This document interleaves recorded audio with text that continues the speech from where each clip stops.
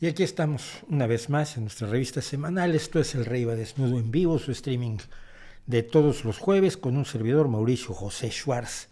Buenos días, buenas tardes, buenas noches, buenas madrugadas, buenos atardeceres, buenos amaneceres, buenas medias noches y buenos los que sean donde quiera que estén ustedes. Porque lo que hemos estado viendo es que nuestro público afortunadamente está por todos lados. Gente que nos ve en San Petersburgo. No, porque, a ver, España y América Latina es de esperarse, más o menos. Pero hay gente que nos saluda desde Varsovia. Tenemos por ahí un compañero, un amigo en Vietnam, en Ciudad Ho Chi Minh. Y por ahí, por todos lados, siempre hay alguien que nos ve. Así que, pues, el horario es lo de menos. Aquí, para mí, son las 7 de la tarde. Y para mí, siempre a las 7 de la tarde es cuando comenzamos esta andadura donde les invitamos a quienes nos ven a pensar, sobre todo a pensar y a ver las cosas de un punto de vista, desde un punto de vista ligeramente distinto. Y no porque sea el punto de vista súper rebelde, ni mucho menos, pero es la idea de cuestionarlo realmente todo y de que pensar es gratis, que finalmente tenemos la suerte que todavía no nos cobran por pensar, aunque hay lugares del mundo donde pensar te puede costar cárcel, tortura, azotes como en el medievo, la vida. Y pienso, por ejemplo, en Arabia Saudita, en gente como Raif Badawi, que tuvo que meterse 10 años de cárcel y en los últimos años pues no ha podido tampoco salir porque está condenado a otros 10 años de no poder salir. Un hombre de 30 años o menos de 30 años cuando entró a la cárcel por hablar libremente. Entonces, ya que tienes la libertad de hablar y de pensar, de oír lo que dice la gente en YouTube, pues hombre, aprovéchalo para cuestionar la realidad y cuestionar todo aquello que te dicen que deberías creer y en lo que deberías estar absolutamente convencido. Tirar mitos es bueno y son mitos no solamente políticos, sino, no solamente de lo paranormal, perdón por el ruido, no solo mitos respecto de lo paranormal, sino mitos respecto de la política, de la realidad, de la sociedad, de lo que nos cuentan, de lo que nos dicen, de lo que creemos. Y lo que creemos no es solamente, por supuesto, nuestras creencias irracionales en lo paranormal o en política o en religión, sino en muchas cosas de lo cotidiano, ¿no? Y eso es lo que tratamos más o menos de manejar por aquí. Como les recuerdo, estamos esta emisión, la de los jueves, está en podcast. La estamos subiendo aproximadamente el jueves en la noche, el viernes en la mañana, a todos los directorios y agregadores de podcasts para que la puedan ustedes oír sin verla. Y también por eso he tratado de reducir un poco los apoyos visuales, porque si hablo concretamente de un recorte de periódico que usemos o algo por el estilo, pues es necesario también que se explique al público del podcast qué es lo que estamos viendo, y luego se me olvida porque así soy yo, ya saben ustedes. Entonces, pues pueden verlo en el podcast y estamos viendo si está saliendo algo de lo que hacemos los miércoles en el podcast, en el video podcast en Spotify. Estamos publicando algunos episodios en Spotify. Si alguien va a Spotify y ve si se ve el video o solamente se oye el audio, me haría un favor, porque a mí no me funciona muy bien el tema para oír música así, para oír música así, pero nada más. Les invito a ver el video de ayer. Fíjense, aquí está una de las cuestiones de las que solemos hablar todos los jueves. Yo estaba seguro que esto iba a ser un golpazo. A uno de los principales consultores políticos españoles, que suele hablar de política, pero no de su trabajo, me lo traigo porque es amigo, para que hable sobre temas de verdad y mentira en política, en comunicación política, en cómo se hace la consultoría política. ¿Por qué? Porque todos los partidos políticos del mundo contratan asesores de comunicación, consultores, estrategas, que pueden incluso no ser de su cuerda ideológica. Lo hemos visto aquí en España, donde un comunicador que estuvo estrechamente ligado al gobierno de Pedro Sánchez, del Partido Socialista Obrero Español, un tipo que venía del PP, Tezanos, ¿no? Entonces, esto a mí me parecía tan importante, tan interesante, hablar de temas de verdad, mentira y comunicación con alguien que no suele hablar de estos temas en público. Por eso al final decía que prefería que el público no supiera lo que hacían los consultores políticos, los comunicadores políticos, y no lo ha ido a ver ni mi mamá, Pero así, bueno, pobrecilla que no está. Son 1.700 tristes visualizaciones. Compárelo usted con lo del el coaching que lleva 37,000 visualizaciones, por poner un ejemplo, o el pequeño segmento sobre el Dalai Lama de la semana pasada que... ¿Dónde está? ¿Dónde está? ¿Dónde está? Perdonen ustedes que me hago un lío yo. Sí es cierto que publico demasiadas cosas, eh, pero lo de andaba por los 30,000 o algo así también visualizaciones, una cosa de locos. Eh, el de a la lengua del Dalai Lama, no hombre, 117,000 visualizaciones, 117,000 visualizaciones en 6 días. Entonces uno nunca sabe lo que va a pasar. Yo les recomiendo que escuchen a César Calderón, de verdad, de verdad. La conversación que tuvimos me parece muy interesante, me parece reveladora, precisamente entre otras cosas por el desprestigio que tiene el periodismo, la política, las instituciones, la ciencia misma, y que a mucha gente se le hace muy fácil descalificarla simple y sencillamente de entrada. Y esto es un llamamiento también a que cuidado, ¿no? Hay niveles de periodismo y tenemos que aprender a distinguirlos, porque si no, ¿cómo sabemos que es real? ¿Es real lo que nos gusta, lo que es nuestro sesgo de confirmación? ¿Nos parecen reales solo los que hablan y dicen lo que a nosotros nos gusta? Porque si hacemos eso, no estamos buscando la verdad, estamos buscando mentiras piadosas, mentiras que nos gusten, mentiras que nos animen, que es lo que ha pasado con la gente de Fox News. Por cierto, vamos a empezar con este comentario que a mí me parecía relevante. Bueno, siempre tengo que empezar pidiéndoles, por supuesto, su apoyo en Patreon y en PayPal. Patreon son aportaciones mensuales que nos hace favor de hacer algunas personas que siguen este canal. Y PayPal pues es una aportación por una sola vez, que hay veces que la gente manda 5 euros y dice, oye, no puedo más. Oye, muchísimas gracias, poco, mucho que donen ustedes al canal, pues siempre es un apoyo.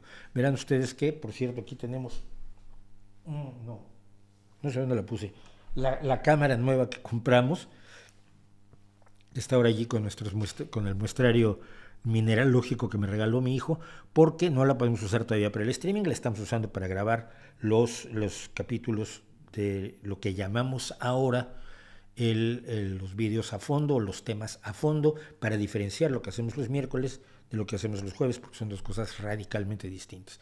Y para todas ellas necesitamos, por supuesto, su apoyo.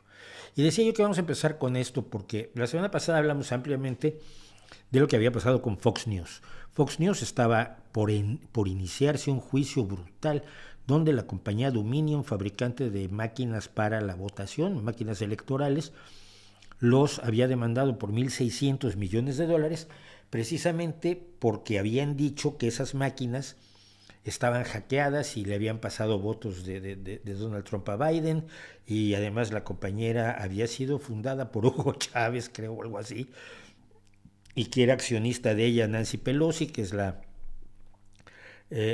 portavoz o era la portavoz del Partido Demócrata en el Senado. Sí, igual me equivoco, no sigue en el Senado.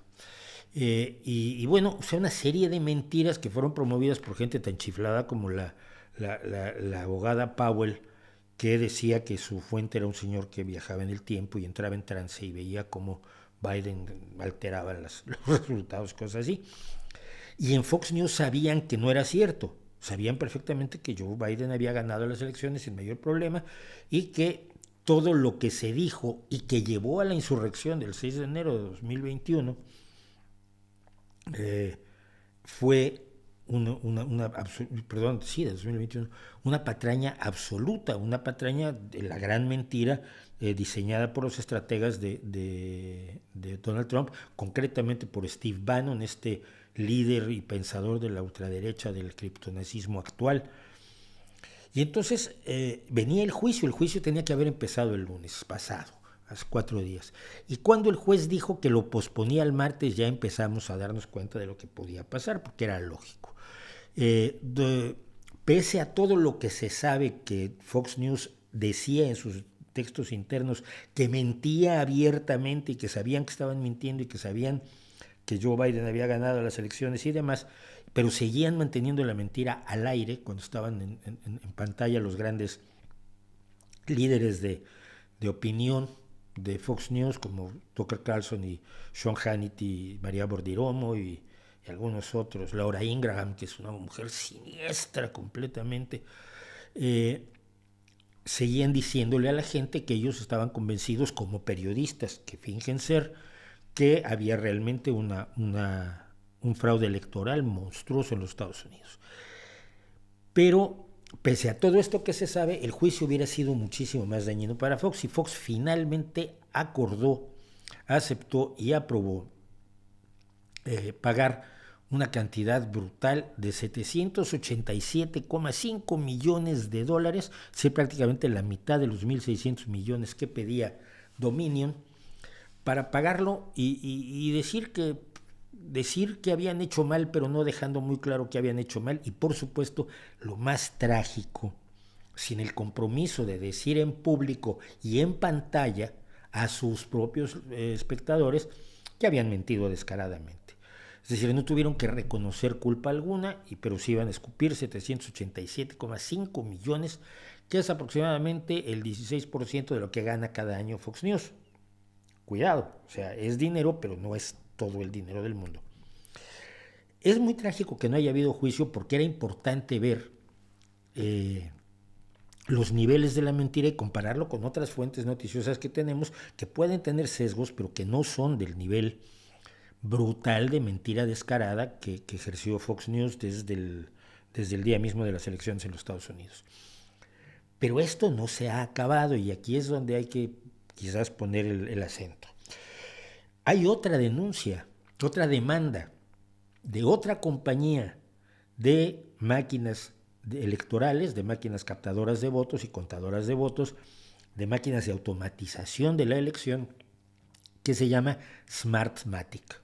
Y Smartmatic tiene una demanda contra Fox News no por 1.600 millones de dólares, sino por 2.700 millones de dólares, que es lo que dicen ellos que les ha costado las mentiras de Fox News, que también acusó a Smartmatic. Creo que Smartmatic era la que era venezolana, no me acuerdo. A ver, se hicieron un lío enorme y yo lo seguí dentro de lo posible.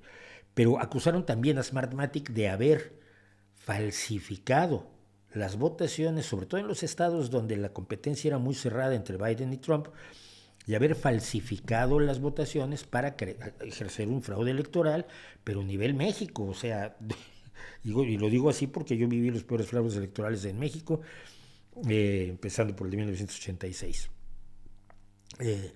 Entonces, Smartmatic tiene pendiente un juicio que todavía no se sabe cuándo va a ser, por su demanda de 2.700 millones de dólares contra Fox News.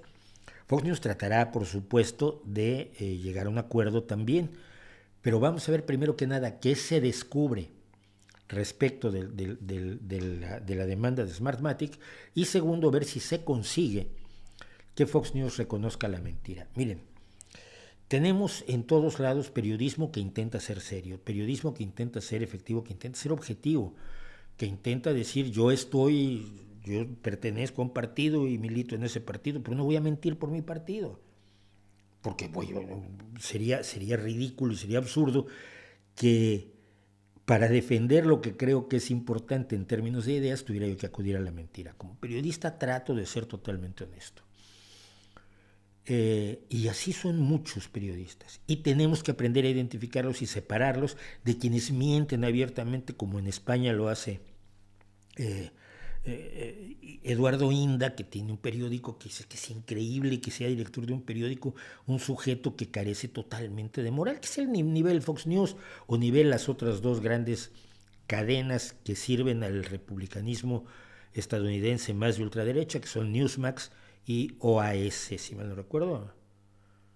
Sí, creo que sí. No lo tengo, porque además no lo tengo anotado. Pero sí son OAS y Newsmax los que están tratando incluso de capturar a los espectadores más radicales de Fox News, que sienten que Fox News es demasiado blando, siendo fundamentalmente un espacio de propaganda. Así que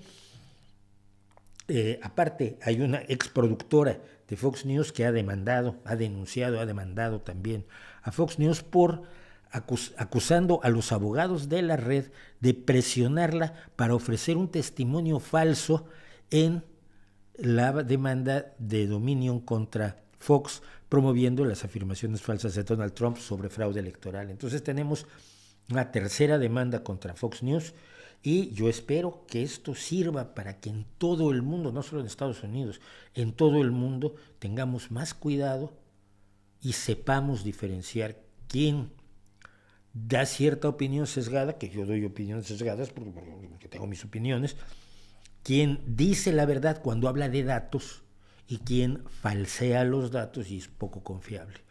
Van a decir, nadie es totalmente confiable. Probablemente nadie es totalmente confiable, pero hay una gama enorme de muy confiable a nada confiable. Y como público, como ciudadanos, como electores, como contribuyentes, como participantes en nuestra sociedad, pues tenemos que conocerla, o por lo menos eso, amigos míos, creo yo. Vamos a pasar un poco al chat. Por cierto, el chat lo abrió, pero como una ametralladora Carolina North, con 1, 2, 3, 4, 5, 6, 7 preguntas. Carolina, si quieres yo elijo, pero elige una, porque no te puedo responder 7 preguntas, porque no hay tiempo, básicamente, y porque están todos los demás. Así que ahí te lo dejo. Victoria Cervantes nos dice, ¿podrías explicarnos qué está pasando en Sudán? Pues no. A ver, hay un ejército formal y hay un grupo paramilitar que habían estado a punto de firmar la paz, hay un conflicto en Sudán desde que el ejército concretamente derrocó al anterior presidente, y en vez el día siguiente de que iban a firmar la paz, empezaron una serie de enfrentamientos. ¿Cuál es el problema? Los países que han tratado de ser los intermediarios en la paz fueron el Reino Unido y Estados Unidos. Pero por otro lado tenemos el problema de que al ejército regular, que es una de las dos partes en conflicto, está muy cerca de Rusia e incluso recientemente autorizado el establecimiento de una base naval rusa en el Mar Rojo. Sudán, no olvidemos, es el segundo o tercer país más grande de África. Y por lo tanto tiene una enorme importancia. Y lo más grave es esto: si yo les dijera a ustedes que Estados Unidos va a poner una base en el Mar Rojo, una base naval, incrementando su presencia militar en todo el mundo, cosa que no nos parece bien a nadie, diríamos que es terrible. Pero como la base rusa, nadie está diciendo, oye, no pongan esa base militar, esa base naval, esa base de las fuerzas de la Marina rusa en el Mar Rojo. Entonces, no sabemos, porque no lo sabemos, hasta qué punto hay una influencia de Rusia en el renacimiento, en el resurgimiento del conflicto. Se está tratando de parar el conflicto porque Sudán lleva décadas en guerra contra también un fragmento del país que se independizó, Sudán del Sur, que dio una de las grandes tragedias alimentarias de los últimos años, porque no se podía llevar el alimento necesario, aunque lo había, a Sudán del Sur. Entonces, esto es lo poco que yo sé, y que es bastante vago respecto de la reanudación de los enfrentamientos en Sudán, porque evidentemente lo único que pienso no es que los sudaneses tienen todo el derecho del mundo a vivir en santa paz, pero también hay que recordar que, por desgracia, África siempre ha estado inmersa en guerras, desde antes de la terrible época colonial europea y inmediatamente después, y hasta hoy, de la terrible era colonial europea.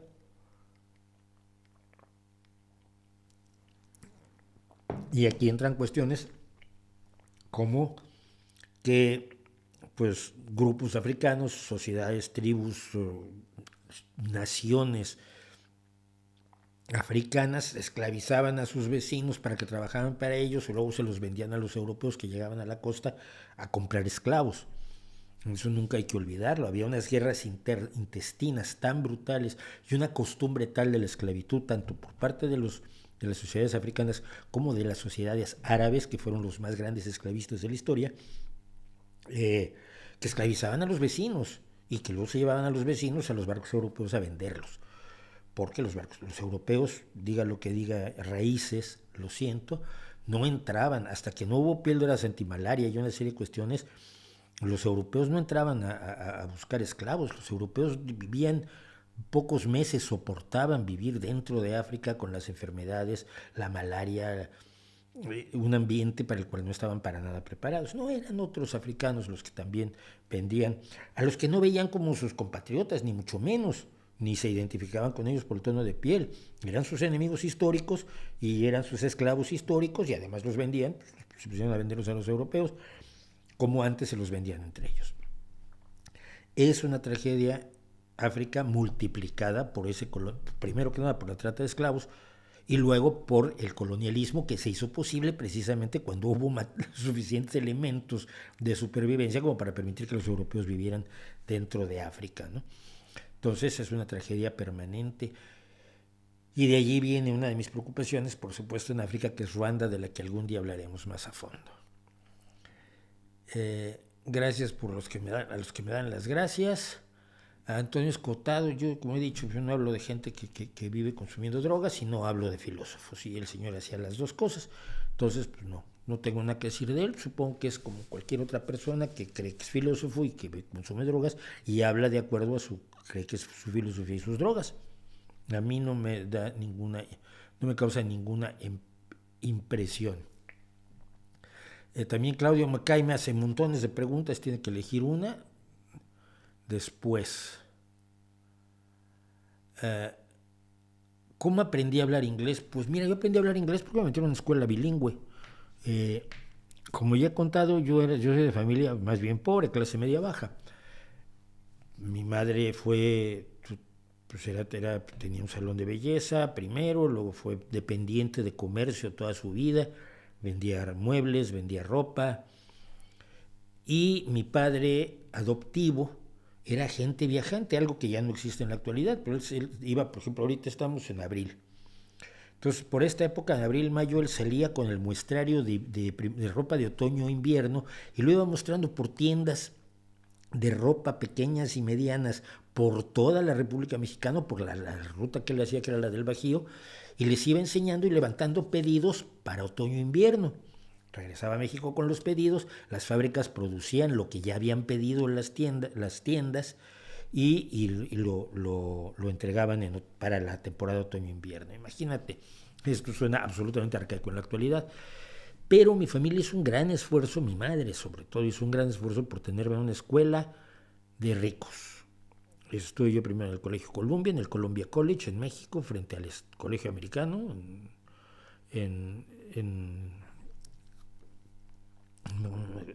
donde está el hospital inglés ahora, y allí hice mis kindergarten, mi primaria y mi secundaria, y allí me enseñaron inglés, pero luego me pasaron 3 cosas a la vez. Primero, el rock. Oía rock, quería entenderlo, me metí en el inglés más. Segundo, la literatura, puse a leer y había que leer en inglés, y entonces leía yo mucho en inglés. Y tercero, los cómics y fundamentalmente la revista Mad, que entonces yo la leí en inglés porque ni siquiera existía en español.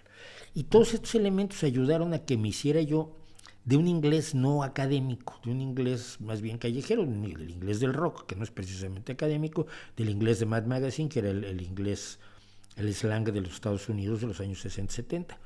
Y así resultó que yo sabía inglés. Yo el día que me di cuenta que sabía mucho inglés, pero vamos, tenía mi madre una amiga cuyos hijos pues, me enchufaban con ellos, eran mayores que yo, 3, 4 años mayores que yo, pero cuando tienes 11, 12 años o 9, 10 años, pues 3 o 4 años son una diferencia brutal. Entonces estos me aguantaban que me metieran allí en su casa porque mi mamá me dejaba con ellos y se iban las 2 señoras y hacían cosas. Bueno, y me acuerdo cuando salió la canción Help y los 2 chicos de la familia no entendían una frase. Y yo les dije, pues es que es muy fácil, mi independencia parece desvanecerse en la bruma. My independence seems to vanish in the haze. Y me miraron como si fuera yo un me hubiera yo bajado de un platillo volante, ¿no? Porque yo, que era más pequeño y que suponía que sabía menos inglés que ellos, que ya habían estudiado muchos años inglés, pero que no se interesaban, no tenían un mundo cultural en inglés, pues me miraron rarísimo, porque efectivamente es lo que dice en un momento dado la canción de Help. Entonces, pues así me enteré. La afirmación de que el creyente es más feliz que el no creyente porque el primero lo acompaña la esperanza de una vida futura, ¿le parece congruente? No, porque junto a la esperanza de la vida futura le acompaña el miedo a la vida futura. ¿Qué tal que meto la pata y no me enteré ni cómo meto la pata y acabo en el infierno chamuscándome para el resto de la eternidad? ¿Qué tal que Dios me castiga? Ese miedo es aterrador. Ese miedo dominó Europa, por ejemplo, durante todo el medievo. Y es el miedo que hoy domina mucho a países como México, sobre todo en su sector rural, campesino, indígena, que tiene como único asidero la religión. Entonces no creo que la esperanza, porque te vaya bien vagamente, porque además estar en presencia de la gloria de Dios no es nada que uno se pueda imaginar, o sea, no es nada concreto que uno se pueda imaginar. Es como, pues ha de ser bien bonito, ¿no? Estar en el paraíso y estar cerca de la gloria de Dios, contemplándola para toda la eternidad. Que a alguien como yo le dice uno, no se aburrirá uno, no hay oportunidades, no sé, de ir a un concierto o algo, porque estar contemplando la gloria del Señor para toda la eternidad, pues igual te hartas, ¿no? Pero es vago. En cambio, quemarte, arder en el infierno torturado por demonios, es muy fácil imaginártelo. Cualquier niño, el primer día que se quemó un dedo con un dedo en la estufa o trató de encender una cerilla y se chamuscó un dedo, sabe perfectamente qué es de aquello de lo que lo están amenazando. Lo sabe perfectamente. Es muy concreto el castigo que te ofrece la Iglesia Católica o el cristianismo en general. Y el Islam también tiene su infierno y tiene su paraíso, pero su paraíso es un poco más tangible, ¿no? Es comida, bebida y sexo. Bueno, ya suena mejor que contemplar la gloria, compartir y contemplar la gloria del Creador durante toda la eternidad. Entonces, yo creo que el miedo a lo más concreto es mucho peor, mucho más atenazador que la esperanza de, bueno, igual me salvo, ¿no? ¿Qué tengo que hacer para salvarme? Hay que matar infieles. Bueno, vamos a matar infieles a ver si me salvo. Oye, es que hay que quemar herejes. Pues quememos herejes a ver si me salvo. Hay que callar cuando los curas hacen barbaridades porque ellos son los representantes de Dios. Ay, pues callemos porque los curas están haciendo barbaridades, pero son los representantes de Dios. No creo que ese miedo sea equilibrado con la esperanza de una vida posterior. Yo creo que, por lo menos así vivo yo como ateo, yo creo que es mucho más importante y más interesante la vida que tengo hoy, el bien que puedo hacer hoy, el trabajo que puedo hacer hoy, las caricias que puedo dar hoy, las sonrisas que puedo dar hoy, los descubrimientos. Ayer, por ejemplo, descubrí ahí una gran cantante de rock que se llama Amy Montgomery, que no tenía yo idea que existiera. Tiene 23 años, tampoco, pero ya tenía algún trabajo desde los 19 y yo nunca me había enterado que existiera. La oí y quedé absolutamente prendado de ella. Es un descubrimiento maravilloso. Eso es aquí hoy. A mí se me hace mucho más valioso conseguir la justicia hoy, no la justicia eterna. Conseguir el castigo para los malvados hoy y parar a los malvados hoy y no decir, bueno, ya Dios los castigará otro día. Yo siento que en ese sentido, al contemplar y al tener claro que mi vida tiene un límite, me guste o no, me hace valorar cada momento de una manera mucho más intensa y mucho más plena. Porque estoy viviendo el hoy, no soñando en el mañana. En un mañana que además será posterior a que ya no pueda yo tener ninguna de las cosas maravillosas y espectaculares que me da la vida todos los días en el mundo real en el que vivo. Música, arte, amistad, compañerismo, momentos de justicia maravillosa y de logros científicos y tecnológicos que nos permiten entender el universo a nuestro alrededor. Y todo eso lo estoy viviendo hoy. Y quitarle la vista a ese universo real para bajar los ojos y decir que alguien me lleve por el camino correcto para yo vivir bien después de que me muera, aunque nadie haya venido después de la muerte y me haya podido demostrar que efectivamente existe esa vida después de la vida, pues se me hace muy triste. ¿Qué quieres que te diga yo? Hablé del mindfulness en un vídeo no hace mucho. Hablé en general de la meditación. Yo no sé qué es el mindfulness. Si el mindfulness es centrarte en relajarte un poco y tratar de pensar si en este momento, sí se siente bien, ¿no? Ahora, que te convierta en un ser superior y te sirva para resolver tus problemas físicos, emocionales, personales, espirituales, sexuales, románticos y de trabajo, lo dudo mucho.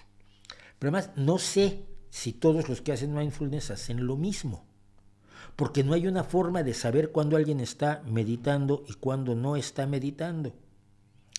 El único parámetro, ya lo he dicho, y tengo un vídeo completo sobre meditación, es cuando te dicen, estoy meditando. Pues qué bien, tío. Pero igual te puedo decir, yo estoy en este momento en contacto con los extraterrestres de las Pléyades y te voy a dar un mensaje. No, a ver, primero demuéstrame que estás en contacto y luego me das el mensaje. Estoy meditando. ¿Cómo lo sé? Más allá del testimonio, ¿cómo lo sé? Cuando alguien está dormido, pues lo puedo saber mediante un electroencefalograma. Cuando alguien tiene miedo, lo puedo saber mediante alguna serie de mediciones de las reacciones corporales que sabemos que están asociadas con el miedo. Cuando alguien está meditando, no hay nada que nos diga que está meditando, porque sus reacciones corporales son idénticas a las de una persona que está relajada. Entonces te relajas y respiras hondo y miras al vacío y piensas en tu vida y dices que es un bonito momento el que estás viviendo. Pues es muy guay, pero no lo veo como una técnica muy espectacular. Y es exactamente lo mismo que lo que las personas dicen, es que yo estoy meditando. El mindfulness es una variante de la meditación, así que no creo que tengamos mucho más que decir de ese tema. Muchos mencionan que la elección de un ultraderechista como presidente aumenta los crímenes de odio. ¿Esto es realmente cierto o es paranoia? Claro que sí. Es cierto y lo pudimos ver cuando los nazis salieron a la calle con Donald Trump. Y al día siguiente de ese numerito, un tipo se le lanzó a una serie de manifestantes a los que consideraba de izquierda o feministas o progresistas o demócratas, les tiró un automóvil encima. Por supuesto, te sientes validado cuando tu presidente comparte el odio que tú tienes, porque en una sociedad normal el racismo y las ganas de matar gente de color o de aspecto distinto está mal visto. Generalmente esto no lo validan ni muchos diputados, ni muchos presidentes, ni la sociedad en general.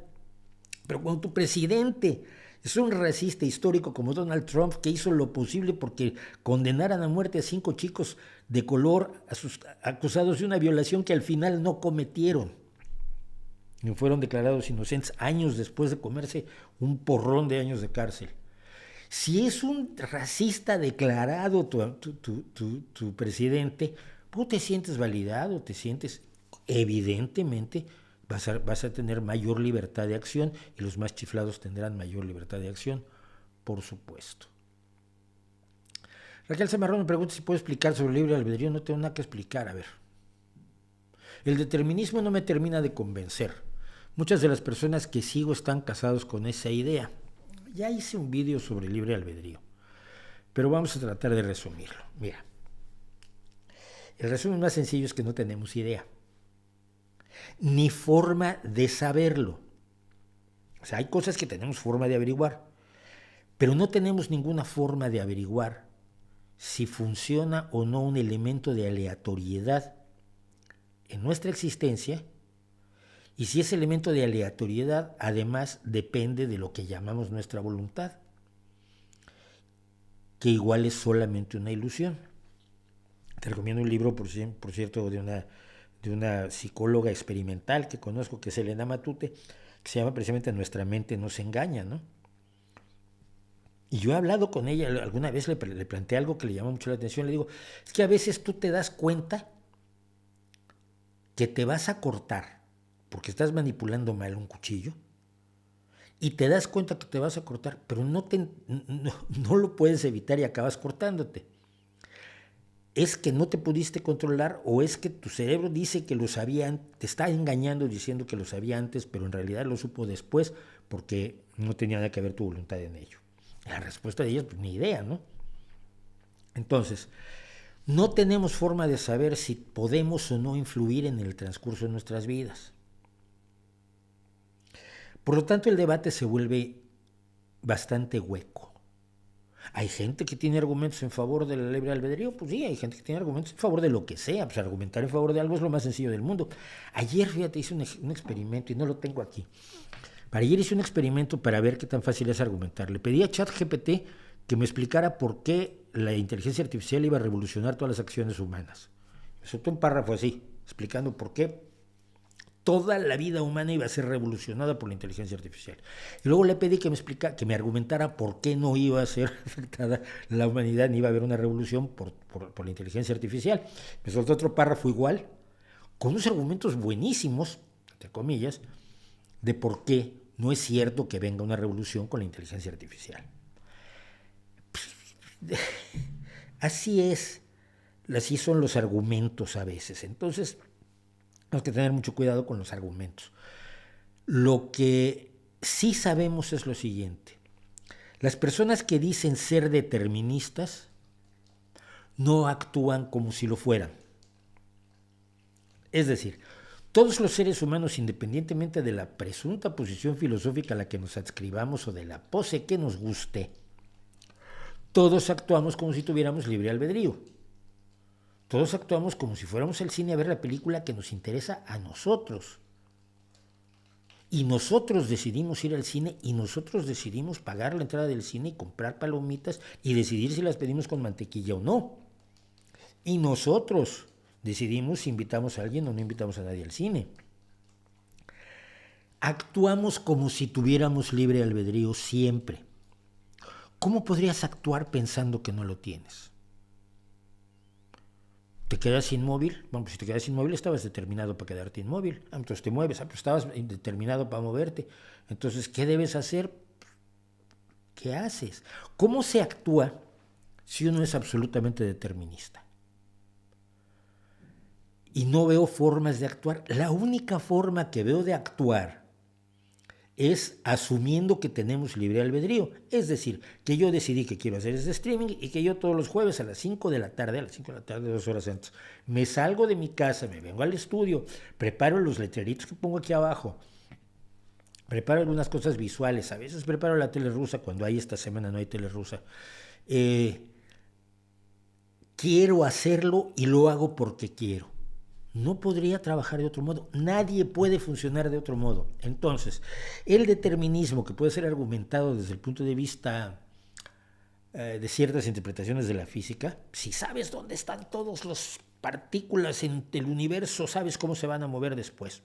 Probablemente sí, o probablemente hay un elemento aleatorio y no tiene que ver con nuestra voluntad tampoco. Pero aunque argumentes así, da igual. Nadie actúa como si no tuviera libre albedrío. Nadie actúa como si no tuviera libre albedrío y por lo tanto convierte la discusión también en una cuestión de mera pose. Así que mi conclusión es bastante práctica en ese sentido, creo yo, y es, mira, yo actúo como si tuviera libre albedrío y si no lo tengo no me voy a enterar nunca. Así que, so fucking what?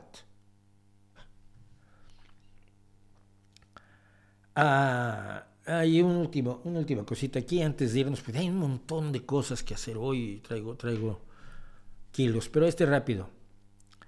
¿Crees que el marxismo es un buen material teórico para entender las lógicas del capitalismo sin necesidad de cogerse a sus soluciones, las cuales están llenas de críticas?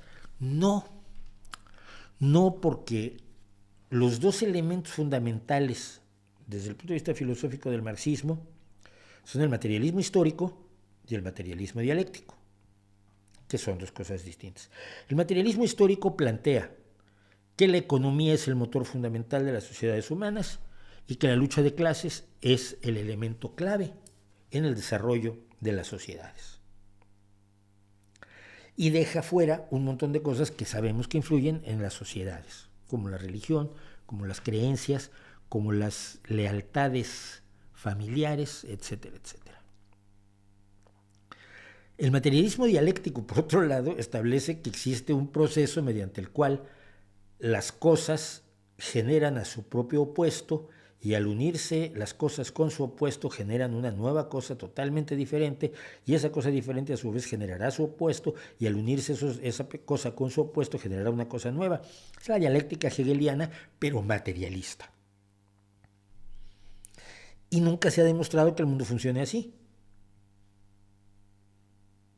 El hidrógeno no causa su opuesto, pero el hidrógeno se puede unir para hacer helio. Se pueden unir dos átomos de hidrógeno para crear un átomo de helio. Y así sucesivamente. Pasa todo el tiempo en las estrellas. Es lo que hacen las estrellas. Son hornos de fusión nuclear. Las mutaciones, la selección natural, los procesos geológicos, los procesos meteorológicos no siguen la idea de tesis, antítesis, síntesis. Y si no, por lo tanto, pues será que eso es falso. Y si eso es falso y todo lo demás está construido sobre él, tenemos un problema. La única utilidad del marxismo fue la explicación del capitalismo de mediados del siglo XIX y de ciertas relaciones económicas que hoy son radicalmente distintas. Y precisamente porque son radicalmente distintas, es una herramienta que no nos sirve para entender el mundo de hoy. Los marxistas están convencidos de que sí. Porque alguna vez alguien me dijo, bueno, pero es que si yo soy marxista y parto de la base de que el marxismo es la forma de explicarlo, no es lo mismo que si me dices que eres cristiano y la Biblia es tu forma de explicar la realidad. ¿Es tu forma de explicar la realidad? Pues no quiere decir que la explique en realidad. Las filosofías nunca han explicado en realidad el universo, lo ha explicado la ciencia y la tecnología. Entonces, por lo que yo estudié en cantidades verdaderamente irracionales, innecesarias de marxismo, no es una herramienta que tenga ninguna utilidad. Te hace creer que entiendes el universo o el mundo a tu alrededor, que entiendes la sociedad, que entiendes las relaciones de clase. Pero cuando te enfrentas a las relaciones de clase reales, resulta que no las entendías. Hoy alguien en un periódico aquí en Gijón recordaba un momento, fue espectacular, cuando Podemos llegó a los congresos, en este caso la Junta General del Principado de Asturias, que es el Congreso de la Comunidad Autónoma de Asturias. Quien no lo sepa, España está dividida en comunidades autónomas que tienen sus propios parlamentos, su propia legislación, su propio ejecutivo, su propio presidente, y que tienen muchísimas de las funciones que de gobierno las tienen cedidas las autonomías. Por ejemplo, la sanidad. La sanidad asturiana es problema de Asturias. Hay decisiones generales que se toman desde el Ministerio de Sanidad en Madrid, pero el día a día lo opera la propia comunidad autónoma. Bueno, entonces, cuando llegaron a la Junta General del Principado, estos que además yo los conocía, unos tipos que habían estado trayendo a Pablo Iglesias desde 2011-2012 a los centros ocupas, a que él les dijera cómo iba a ser el universo que iban a crear ellos cuando tomaran el cielo por asalto.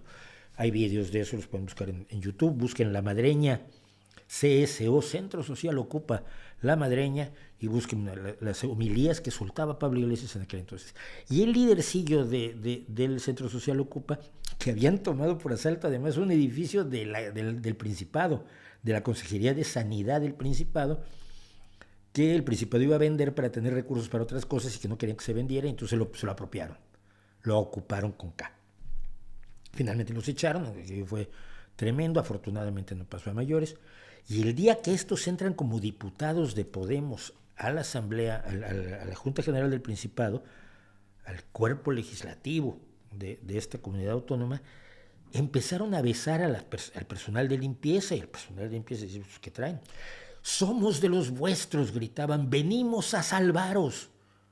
Y el personal de limpieza dice, ¿a salvarnos de qué? El personal de limpieza de la Junta General del Principado son trabajadores, son funcionarios del Estado, con una serie de beneficios brutales, que es lo menos que debe tener cualquier trabajador. Lo tienen, entre otras cosas, gracias a los gobiernos socialistas.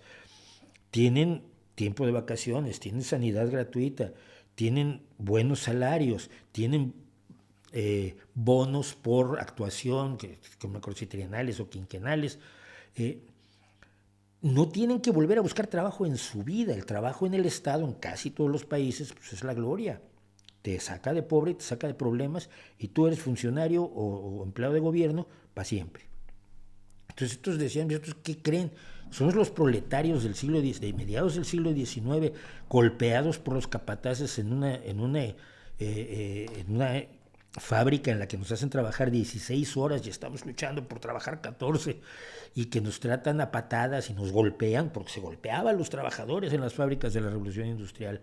Se les azotaba si no cumplían con su deber, y se les contrataban niños porque eran más baratos. Es decir, la visión que tenían los que estaban llegando de Podemos era la visión de la Revolución Industrial, a la que se opuso Marx en 1848 con el manifiesto del Partido Comunista, pero que no es el mundo del 2018, 16, cuando entraron ellos. Porque además llevan o sea, hasta ahora que a este mismo lo echaron, a Daniel Ripa lo echaron del partido, se quedó en su escaño, feliz de la vida, creyendo que iba a salvar el mundo y cobrando todo el tiempo. No. Así que bueno. Vamos, pero bueno, ya que estamos hablando de esto, vamos a hablar de una cuestión que me llamó mucho la atención.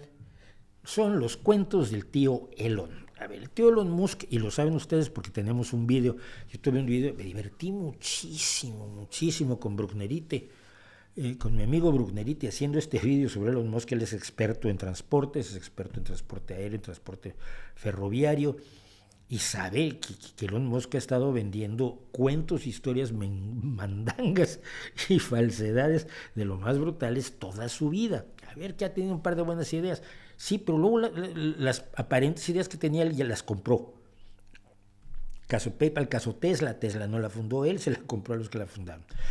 Pero prometió el Hyperloop, que todavía no ocurre. El automóvil que se autoconduce, esa era inteligencia artificial. Pues todavía no se autoconduce, y cuando los dejas autoconducir se acaban matando gente. Todavía. ¿Por qué? Pues porque no son inteligentes. El camión eléctrico que iba a revolucionar el transporte en Estados Unidos. Y oigan ustedes, todo el transporte, todas las mercancías casi que llegan a nuestras manos pasaron por un camión. Si sin los camioneros en la pandemia hubiéramos reventado como sapos. El camión eléctrico pues tampoco llegó. Neuralink, eso que se supone que se nos va a conectar al cerebro y nos va a convertir en ordenadores, en computadoras, en computadores, en informática pura. Y tampoco. Y luego está el robot, aquel robot que cuando lo anunció puso un señor con un tipo un bailarín delgadito con traje de robot a bailar. Fue lo más patético que se vio en la historia. Elon Musk se ha dedicado a vender humo toda la vida. Y entonces nos ha hecho el siguiente numerito. Dejen apagar el segundo primero. No, a este primero. El día 29 de marzo, una fundación en la que tiene una gran influencia Elon Musk, y Elon Musk en persona como promotor de esta idea, llamémosle así,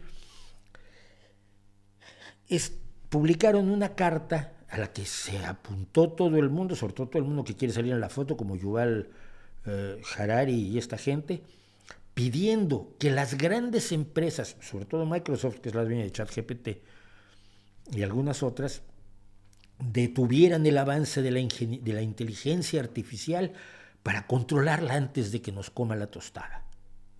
Y todo el mundo salió publicado, y la lista de 1,000 y tantos firmantes, muy pocos de ellos especialistas en inteligencia artificial, además, filósofos y gente así, muchos. Y la carta, bueno, en todo el mundo hay grandes personalidades, como si eso fuera importante, grandes personalidades piden que se detenga el desarrollo de la inteligencia artificial, y los encabeza Elon Musk.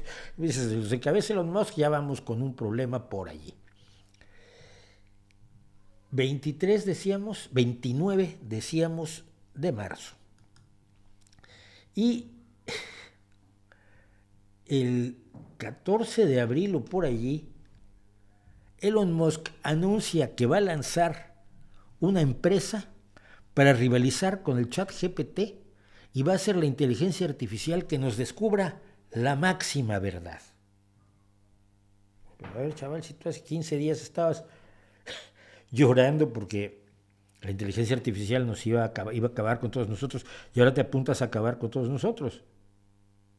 Para fracasar otra vez como lo hiciste con el auto que se autoconducía y con el Neuralink y con el robot humanoide y todo lo que ya has fracasado.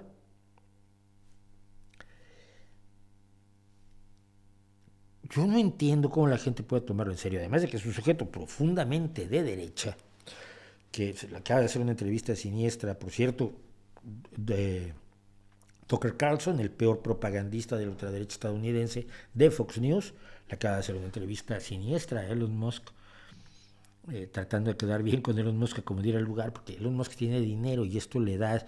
Para mucha gente esto ya significa algo. Si Elon Musk tiene capacidad de hacer dinero, debe ser muy capaz para otras cosas.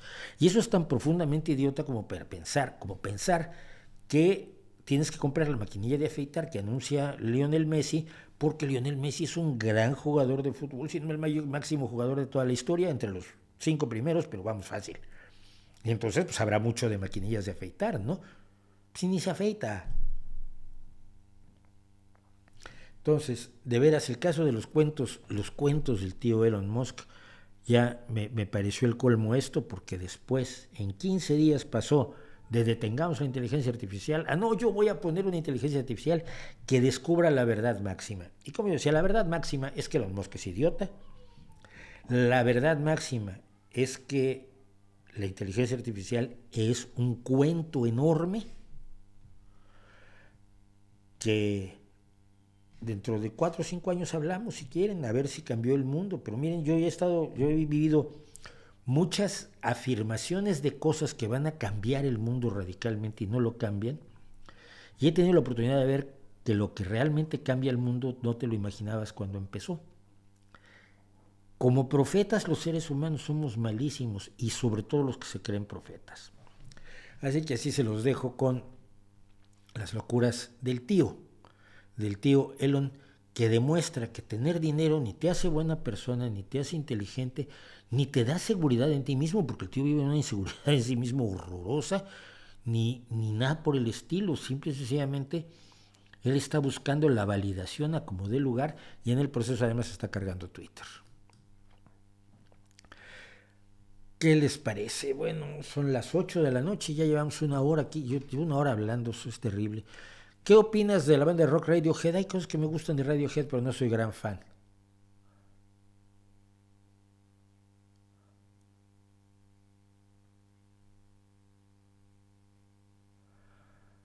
Esto no lo sé.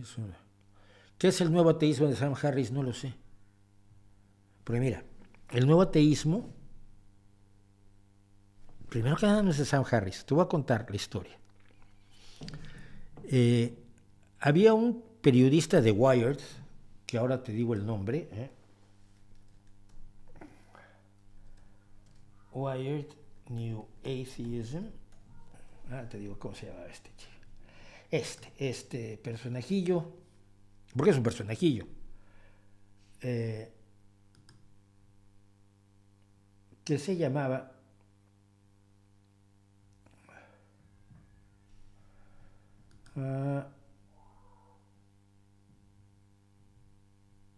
pues no encuentro el nombre. No encuentro el nombre, pero el tipo, lo que pasó es esto. Él se vio preocupado porque había un grupo de personas que estaban teniendo una relevancia mediática que nunca habían tenido los ateos en el pasado, o la habían tenido desde un espacio de respetabilidad mucho más amable, que sería el caso de Bertrand Russell, sujeto al que yo admiro profundamente, pero que estaban teniendo una exposición mediática preocupante para los creyentes. Y esto incluía a a Sam Harris, a Richard Dawkins, a Christopher Hitchens, a Daniel Dennett, y entonces decidió llamarles los 4 jinetes.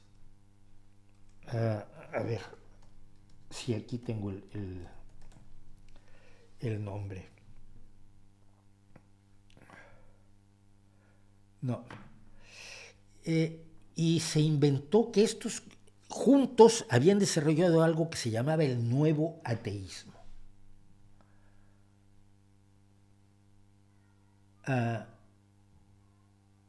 Y estas personas eran los nuevos ateos. ¿Qué era nuevo de lo que decían? Nada. Oye, es que no hay pruebas sobre la existencia de ninguno de los dioses que nos ha planteado la humanidad. Eso independientemente que las religiones se parecen ser unas fuentes del mal y de la violencia, del odio y del dolor enormemente poderosas que quizás deberían estar controladas. Pero básicamente, si tú me preguntas si creo en Dios, te tengo que decir que no creo en Dios. ¡Ah, no puedes demostrar que Dios no existe! Bueno, no, como no lo puedo demostrar, filosóficamente soy, si quieres, soy agnóstico. Pero en la vida cotidiana pues, soy ateo, no creo en seres sobrenaturales. Punto. Tampoco puedo demostrar que no existan las hadas, pero no vivo preocupado por lo que hagan las hadas. No puedo demostrar que no existan los orcos, pero cuando salgo de casa no estoy mirando para todos lados a ver si no me atacan los orcos, porque no creo en los orcos. ¿Qué tenían de nuevo los nuevos ateos? Nada. ¿Qué era el nuevo ateísmo? El viejo ateísmo, visto con mala leche por un periodista de Wired, que quería denigrarlos, y lo hizo en este artículo que los ubicaba casi como una especie de secta. Con el tiempo se ha demostrado que el nuevo ateísmo no existía. Es el ateísmo de toda la vida. Oye, no creo en Dios. Ah, bien, ¿y qué más? Nada. ¿Pero qué más los une? Nada. Pero todos ustedes son progresistas, rojos, sociatas, malvados. No. Hay algunos que son de derecha, muy de derecha. Bueno, pero entonces todos ustedes están a favor del feminismo, de la fiscalidad distributiva, cobrarles más impuestos a los ricos para tener instituciones sociales para los pobres. Pues no, muchos sí, pero hay otros que no, claramente que no creen en eso. Bueno, pero entonces ustedes creen en la ciencia, son defensores fanáticos de lo científico, pues tampoco, ¿no? Hay ateos que no entienden siquiera la ciencia. Simplemente lo único que nos une es que no creemos en la existencia de ninguna deidad. Y el intento de presentarlo como un movimiento que pudiera ser empujado hacia atrás por parte de los creyentes fue bastante siniestro y bastante desagradable, debo decirlo yo. Cuando lo leí la primera vez me llamó muchísimo la atención la mala leche con la que incluso presentaba a cada uno de los personajes a los que pretendía denigrar en esta pieza, pero tuvo relevancia o eco mediático y se empezó a hablar durante un tiempo del nuevo ateísmo con una serie de problemas verdaderamente impresionantes al respecto, pero no hay nuevo ateísmo. Y por lo tanto Sam Harris no propone un nuevo ateísmo. Sam Harris tiene otras propuestas, por ejemplo, propuestas interesantes, es por ejemplo la de la moral evolutiva, es decir, que la evolución de la sociedad humana nos indica más o menos qué cosas son morales y qué cosas no son morales, independientemente de una religión. La religión suele decir que es la base o la fuente de las apreciaciones morales, cosa que sabemos que perfectamente que no es cierta, porque siempre hay objeciones, siempre hay excepciones a las morales religiosas, ¿no? Lo veíamos la semana pasada en la tele rusa, no matarás, pero Dios te dice que mates. Cuando Dios te dice que mates, matas, porque no matar es peor que matar, cuando Dios te lo dice. ¿Y cuándo te lo dice Dios? Cuando yo te digo que Dios me lo dijo, hombre, pues el que está en contacto con él soy yo. Recibí un correo electrónico, mata a los ucranianos, ¡ay sí! ¡Pum! Entonces, no existe el nuevo ateísmo, en pocas palabras. Sam Harris a mí me parece un sujeto interesante, pero no tan interesante como algunos creen. Me parece más interesante y más firme y más admirable en muchos sentidos Richard Dawkins, ¿no? Pero son puntos de vista. Bueno. ¿Has pensado alguna vez en hacer un vídeo analizando los puntos a favor y en contra de votar uno u otro partido? Es que los he hecho constantemente. Cuando hablo yo de por qué pertenezco y voto al Partido Socialista, explico por qué no hay que votar y pertenecer al Partido Popular. Creo que he sido explicado por qué creo que pese a todos sus defectos, pese a los casos que afortunadamente ahora los casos de corrupción, inmediatamente el Partido Socialista los echa en vez de defenderlos. El Partido Popular los sigue defendiendo. ¿Por qué conviene más tener un gobierno de izquierda? No de izquierda radical, no leninista, no revolucionario, no de Podemos, pero porque conviene más tener un gobierno de izquierda, socialdemócrata. Lo he dicho y lo digo constantemente. Es mi punto de vista y lo peor del asunto es que las refutaciones son bastante endebles, pero siempre lo hago. ¿Habrá recetas medicinales caseras que sean realmente efectivas? Pues no lo sé, pero solo hay una forma de saberlo, claro. Sometiéndolo a prueba científica. Que lo hagan quienes promueven esas medicinas caseras, que las sometan a las mismas pruebas científicas que le exigimos a todos los medicamentos para poder autorizarlos, permitir que sean recetados por los médicos y dispensados en las farmacias. No me parece tampoco mucho pedir, debo decirlo, Me parece lo más razonable del mundo.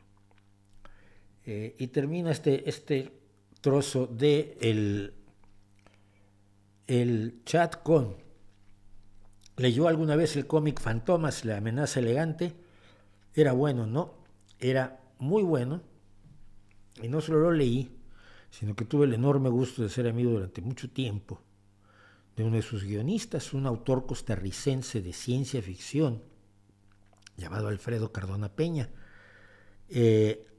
Fantomas, la amenaza elegante fue una idea muy divertida de una editorial que era Editorial Novaro, una editorial de cómics mexicana, y que fue retomar el nombre de Fantomas, este personaje me parece que es de Gastón Leroux, la novela, un ladrón, un poco de estos ladrones de alto nivel, pero rehacerlo completamente. El Fantomas, la amenaza elegante mexicano, no tiene absolutamente nada que ver, salvo en su primera representación, con el de Gastón Leroux, porque un dibujo hecho del Fantomas de Gastón Leroux fue el que fue la base para crear al Fantomas un hombre que siempre está con una máscara blanca en México, y que finalmente era una buena persona, era un ladrón de izquierdas, era un ladrón antiimperialista, era un ladrón que solo le robaba a los malos y a los ricos malos,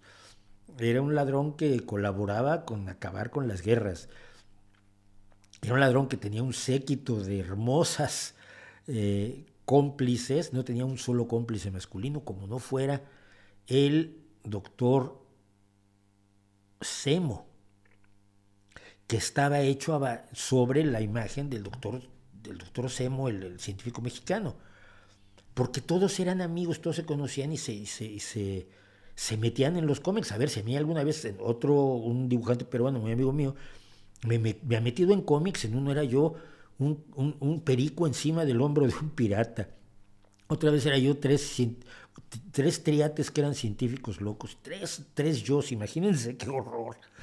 Y bueno, sí, me metió en varios cómics. Es un entretenimiento habitual entre los comiqueros. Estaba en Chanoc, estaba el sabio Monsiváis, por ejemplo, y el doctor Semo era el cómplice, el que le hacía los aparatos y los coches voladores, todo esto a Fantomas.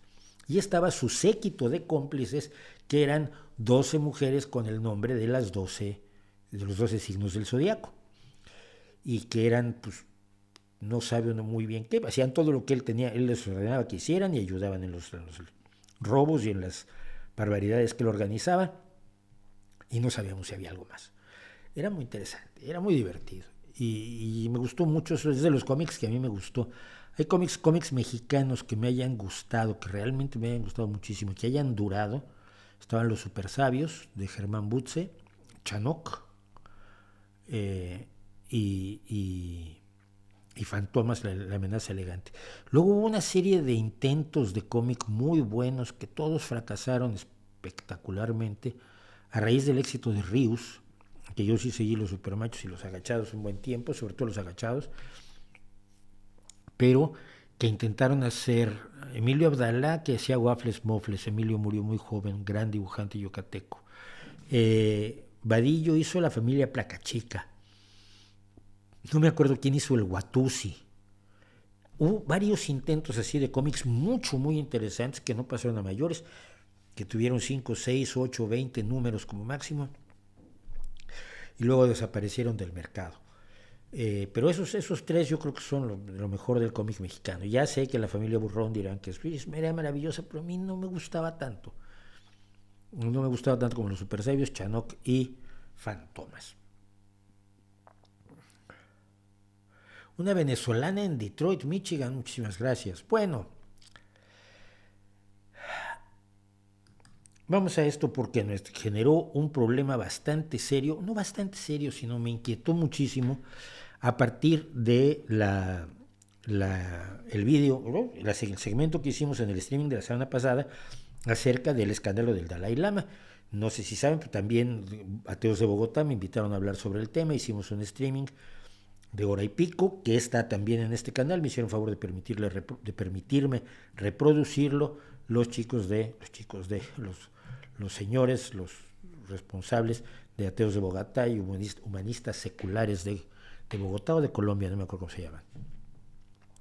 Entonces, bueno, el tema del Dalai, evidentemente, como les dije yo, trajo de pronto 170 y tantas mil visitas en un solo día al canal. Muchísima gente conoció el canal por el tema del Dalai Lama, y a raíz de eso hice la segunda parte, que era tratar de entender, o sea, el video del Dalai era de hace un año donde explicaba yo quién era, sus relaciones con personajes cuestionables, etcétera, sus apoyos a cuestiones tan cuestionables como el programa nuclear de la India, pero para hablar del caso del niño que armó el escándalo, hablé la semana pasada.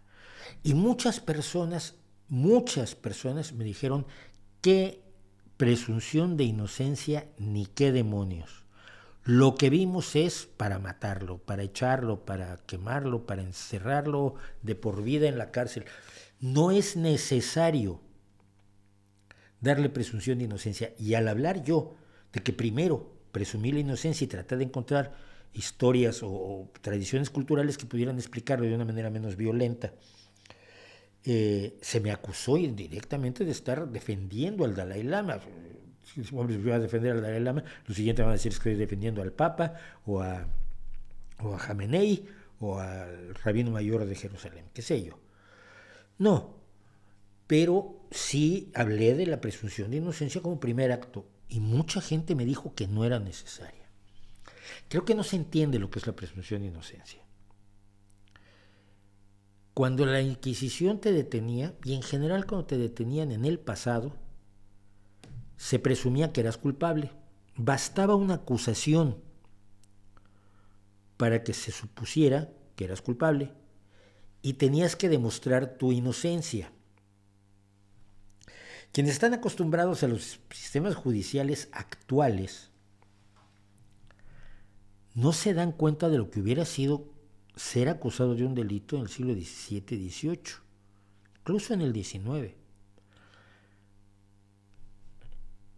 Cuando te acusaban de un delito, ¿cómo probabas tu inocencia si no había todas las herramientas que tenemos hoy para determinar con cierta certeza quién es el autor de un delito determinado? Tenemos todo el trabajo de las ciencias forenses, tenemos todo el trabajo del ADN, el desarrollo del ADN, que no se olviden ustedes que en los años 60 descubrimos cómo estaba formado, y que hasta los años 90 no hubo las primeras pruebas que pudieran identificar a una persona por los restos de ADN, apenas en los años 90. Cuando te detenían en el pasado eras culpable y tenías que demostrar tu inocencia. Y como no había un sistema de pruebas, de evidencias, salvo en casos así como demasiado clarísimos, si te pillaban falsificando moneda, pues ya estaban las pruebas, ¿no? Pero si te acusaban de algo un poco más vago o de algo, es que usted es el falsificador de moneda que queremos detener. Oiga, no, yo nunca he falsificado moneda. Ah, demuéstrelo. Demuestre usted que no falsificó moneda. Demuestre usted que no se robó el banco. Demuestre usted que no le sacó las ruedas al carruaje del conde. Demuestre usted que no mató a una persona. Esto es, cuando miramos hacia atrás, y quizás a veces tenemos que mirar más hacia atrás en estas cosas, absolutamente aterrador, absolutamente escalofriante. Quien estaba acusado no tenía prácticamente esperanzas, por eso la Inquisición encontraba culpable a casi todo el mundo. ¿Cómo demuestras que sí crees en la Virgen, en la virginidad de María? Que es una de las herejías más preocupantes para la Iglesia Católica. La virginidad de María es dogma. Te acusan de dudar de la virginidad de María. Tú tienes que demostrar que crees en la virginidad de María. Dices tú, no, pero es que yo creo en la virginidad de María. Ah, no, igual está mintiendo. Tortúrenlo a ver si es cierto. Para que bajo tortura diga la verdad. Después te torturaban un rato, decías, vale, está bien, no creo lo que sea, pero dejen de hacerme daño. Entonces se sospechaba de ti porque habías cambiado de opinión, entonces había que torturarte una siguiente vez. Y luego decidían, quién sabe cómo, si realmente creías o no creías, si eras o no hereje, y si creías o no creías en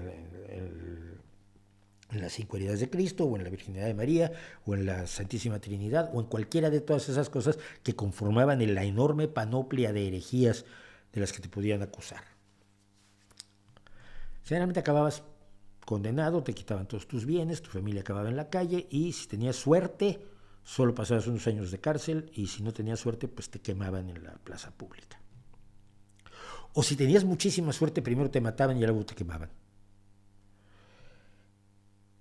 La presunción de inocencia es uno de los elementos fundamentales de un sistema de justicia que sea realmente justo.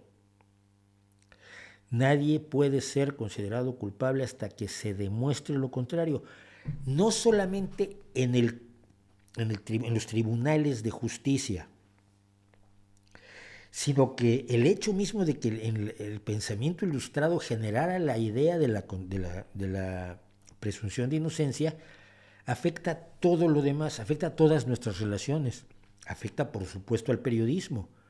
El hecho de que se vea algo, como se vio en el caso del Dalai Lama, no basta para condenarlo, tienes que demostrar que no hay una posibilidad que sea inocente, tienes que partir de la base de que es inocente.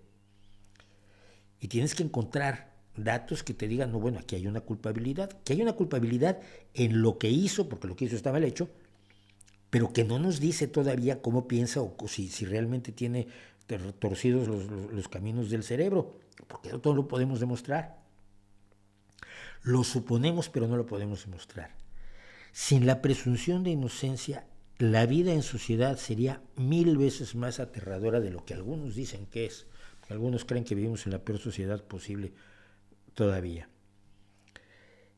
Es fundamental, ante el tipo más despreciable al que le encuentres, las evidencias más inmediatas que te dicen, ya, esto basta para condenarlo, no tiene que haber juicio. El hecho de que tenga que haber una presuposición, una presunción de inocencia, y que todo el mundo tenga derecho a un juicio justo, y que tenga derecho a la legítima defensa, a la defensa profesional, donde no solo hable el fiscal, sino que tengas a alguien que hable por ti, un abogado, que en la Inquisición no lo había, y en la mayoría de las historias, en la mayoría de la historia humana, no los hubo. Los jueces decidían por sí mismos y el acusador acusaba y punto. Es fundamental para una vida en sociedad como la que hemos generado en los últimos 200 años, en los últimos 100 años. Es necesario presumir la inocencia de un sujeto como Jeffrey Dahmer, en cuya casa encuentras los horrores que se encontraron, trozos de cuerpos humanos, cabezas en la nevera o refrigerador. Es decir, era todo tan brutal, que lo relatan los que entraron a ese piso donde vivía Jeffrey Dahmer. Pero sin embargo aún no los puedes condenar. Tienes que presumir su inocencia y buscar las pruebas que demuestren la culpabilidad, es decir, que demuestren que esas personas fueron asesinadas por él. Y que no hay simple y sencillamente una serie de circunstancias que lo hacen aparecer junto a un cuerpo sin haber sido el asesino, o 20 cuerpos.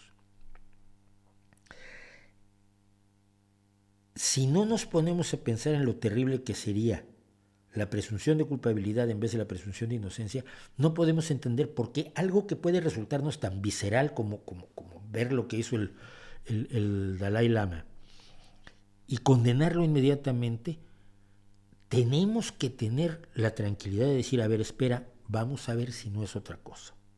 Vamos a partir de la base de su inocencia y vamos a demostrar que hay una culpabilidad. Es decir, que está haciendo mal algo que sabía que estaba mal. Mucho me preocupan quienes están dispuestos a ejecutar a alguien sin haber pasado por un juicio justo y sin darle la presunción de inocencia. Y en este caso se dio de manera clarísima, pero se da constantemente en nuestra sociedad. Se da constantemente no en las cuestiones solamente legislativas, jurídicas, sino que se da constantemente en los medios de comunicación cuando periodistas irresponsables condenan o le leen la mente a políticos, a actores, a escritores, a celebridades, a estas personas que son famosas porque son famosas sin razón, y se les juzga sin una presunción de inocencia. Es muy, muy, muy peligroso y creo que deberíamos tenerlo en cuenta siempre, ¿no? A mí me alarmó la cantidad de gente que se echó contra mí por la presunción de inocencia sin darse cuenta de que si a ella se le sometiera a una acusación así, lo menos que pediría es que primero presuman que soy inocente, luego demuestren que soy culpable, y ya luego la sentencia y la condena vienen al final y no al principio. Y vamos a pasar por el chat rápidamente. Qué chida playera, sí, ¿verdad? Esta es una canción de los Rolling. I know it's only rock and roll, but I like it. Sé que solo es rock and roll, pero me gusta. Y la mejor versión la cantó Mick Jagger con Tina Turner. Ese video de Mick Jagger cantando I know it's only rock and roll, but I like it con Tina Turner es una joya. Sí, los vídeos se pueden ver desde Spotify, muchísimas gracias, pues ahí los tienen. Acabo de reeditar, por cierto, en Spotify, pero también está aquí en el canal, El Rey Chiflado, la historia de las locuras en las que cree, las barbaridades en las que cree Carlos de Inglaterra, que el próximo día 16 de mayo será coronado como rey del Imperio Británico. Peligrosísimo el tío, ¿eh? Mi opinión sobre Leonardo Stenberg, pues ninguna, ¿no? No es relevante, creo. ¿Cómo ves las siguientes elecciones? ¿Crees que la derecha gane y Feijóo sea presidente? Pues no creo. Feijóo está suicidándose continuamente, gracias, afortunadamente, ¿no? Porque Feijóo ha caído en la misma alucinación en la que cayó Casado. Y es que moviendo el PP más a la derecha, el PP ya está a la derecha de lo que es el Partido Popular Europeo, la democracia cristiana europea. El PP se ha posicionado tradicionalmente a la derecha, en el ala derecha de la democracia cristiana europea, porque sus raíces no son democristianas, sino son el pretexto para salir de la dictadura. Procede más de la dictadura que de una democracia cristiana tradicional de los años 40, 50. Es una democracia cristiana inventada a la muerte de Franco. Bueno, pero tanto Casado como Feijóo parece que se han convencido de que si se mueven más a la derecha hacia Vox, van a tener más votos. Y creo que están alienando a muchísimos votantes moderados que tienen. Que es lo que siempre pasa, cuando te mueves a los extremos dejas en el camino un montón de gente. Y no creo que Feijóo tenga la posibilidad de ganar las elecciones, y si las gana, va a ser con números tales que lo obligan a gobernar con Vox, y eso sí es preocupante. Porque si ya es grave tener a un partido populista irresponsable en el gobierno como está Podemos actualmente, y ojo, hablo concretamente de Podemos porque la gente de Izquierda Unida suele ser menos burra, excepción hecha en este caso de Garzón, que es verdaderamente una lacra, pero Yolanda Díaz ha demostrado que es una persona no tan cerril y absolutamente despegada de la realidad como la gente de Podemos, Ione Belarra o Irene Montero. ya es una tragedia tener a un populismo de izquierda cerril y vasto en el gobierno, pero meter al populismo de la ultraderecha criptonazis va a ser aún peor. Yo siempre he estado en contra de que esté Podemos en el gobierno, pero no veo cómo es posible que el Partido Socialista tenga suficientes votos como para no necesitar estos aliados de gobierno.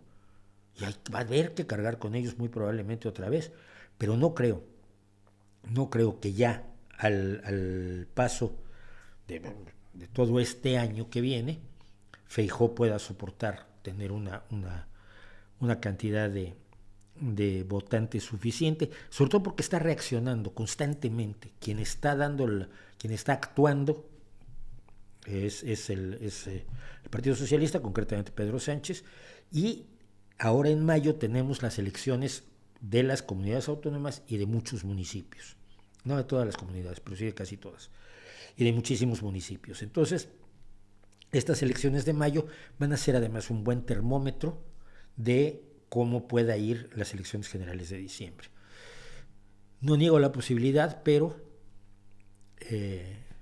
lo veo difícil.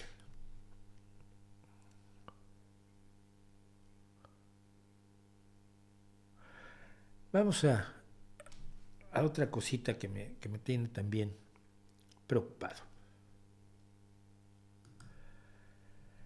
Greenpeace ataca de nuevo. Bueno, a ver, te voy a tener que volver a explicar esto, lo voy a hacer de la manera más rápida del mundo. En el año 2000, un grupo de investigadores suizos produjeron un arroz con 2 genes adicionados que permitían que el arroz produjera betacaroteno.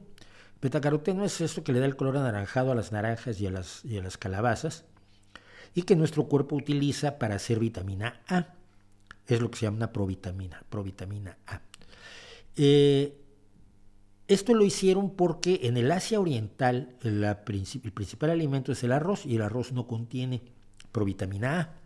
Y por lo tanto hay un problema de que cada año, estamos en el 2000, entre 250 y 500 mil niños pierden la vista por falta de vitamina A, porque nuestro cuerpo utiliza la vitamina A para el desarrollo de la retina. Esta ceguera causada por la vitaminosis A, la deficiencia de vitamina A, primero pierden la vista y luego sucumben a la degradación grave de su sistema inmune. Debido a ello, generalmente mueren a los 12 meses de haber quedado ciegos. Hay 5,2 millones de niños que tienen problemas de la vista debidos a la falta de vitamina A. Y esto para muchos de ellos es una sentencia de muerte. Son niños de Asia Oriental. Niños, ya sabes, no son blancos, no son rubios, no son de Greenpeace. Desde el año 2000, Greenpeace ha gastado cientos de millones de dólares en impedir que ese arroz se regale a los agricultores de Asia Oriental para que sus niños tengan vitamina A. Cientos de millones de dólares para garantizar que entre 250 y 500 mil niños al año sigan sufriendo ceguera y eventualmente la muerte. Esa es la maquinaria criminal de Greenpeace. Bueno, ¿qué es lo que decían? Es que eso es en contra de la naturaleza. ¿Quién te nombró director de la naturaleza, presidente, defensor? Tú no eres la naturaleza, tú no sabes si la naturaleza quiere o no que los seres humanos, que son producto de la naturaleza, hagan arroz dorado, que además es un arroz muy bonito, es de color dorado, precisamente así se llama, y es de color dorado por el betacaroteno. Sucesivas investigaciones le dieron mayor cantidad de betacaroteno al arroz transgénico, porque el problema es que es transgénico, y lo convirtieron en una posible solución para esta tragedia de 250,000 a 500,000 niños al año. Sucesivas investigaciones demostraron que no tenía otros problemas de salud, que no provocaba problemas de salud Y demostraron también que no causaba ningún problema a la ecología. Pues es un arroz normal y corriente, pero tiene un gen de más y ya. Y ese gen lo que hace es producir betacaroteno, no hace otra cosa, no genera monstruitos, ni trolls, ni gnomos malignos. Y entonces Greenpeace decía, no, pues hacen falta más estudios. Bien, en 2013, después de 13 años de oponerse y más de 5 millones de niños ciegos y muertos, más de 5 millones de niños ciegos y muertos, en los campos de exterminio de Hitler no se mató a 5 millones de niños, se mató a muchísimos niños. Si nos escandaliza el horror de los campos de exterminio de Hitler, no veo cómo no nos escandalice que Greenpeace gaste millones y haga publicidad y cuente historias y mienta para matar a millones de niños, para garantizar la muerte de millones de niños. Bueno, uno de los argumentos de Greenpeace es que hacen falta más estudios. Bueno, hacemos campos experimentales, plantamos el arroz, vemos si se afecta el campo, si se afecta la naturaleza que tú dices que defiendes, si afecta el equilibrio ecológico, si hace esas cosas raras que tú dices que puede hacer, pero que en lógica, si sabes un poco de biología y un poco de química, no puede hacer. Del mismo modo en que una tostadora que se descompone no puede echar a volar y atacar al perro de la casa. ¿Ok? Bueno, entonces empezaron a hacer campos de cultivo experimentales. Hace 10 años un grupo de presuntos activistas en la región de Bicol, Filipinas, destruyeron un campo experimental de arroz dorado. Greenpeace fue acusado de estar detrás de estos grupos, luego se vio que no eran ni campesinos, ni mucho menos eran chicos que habían sido llevados desde la ciudad con el pretexto del activismo de lo natural a destruir estos campos experimentales. Bueno, si querías que se hicieran más estudios, deja hacer los estudios, no estés molestando. Bueno, hace poco se autorizó finalmente el cultivo del arroz dorado, el reparto del arroz dorado. Ahora hay arroz dorado de todas las formas, de grano largo, arroz bomba, de todas las variedades de arroz que se cultivan en Asia Oriental para que la gente pueda disfrutar de los beneficios del arroz que siempre ha comido, pero con este añadido que es un poco de provitamina A, de betacaroteno, que va a permitir que dejen de sufrir cientos de miles de niños todos los años. Y aquí estamos hablando en el año 2023 ya de más de 10 millones de niños que han quedado ciegos y que han muerto bajo la sonrisa de autoridad moral autoproclamada de las bestias de Greenpeace. El día de ayer, Greenpeace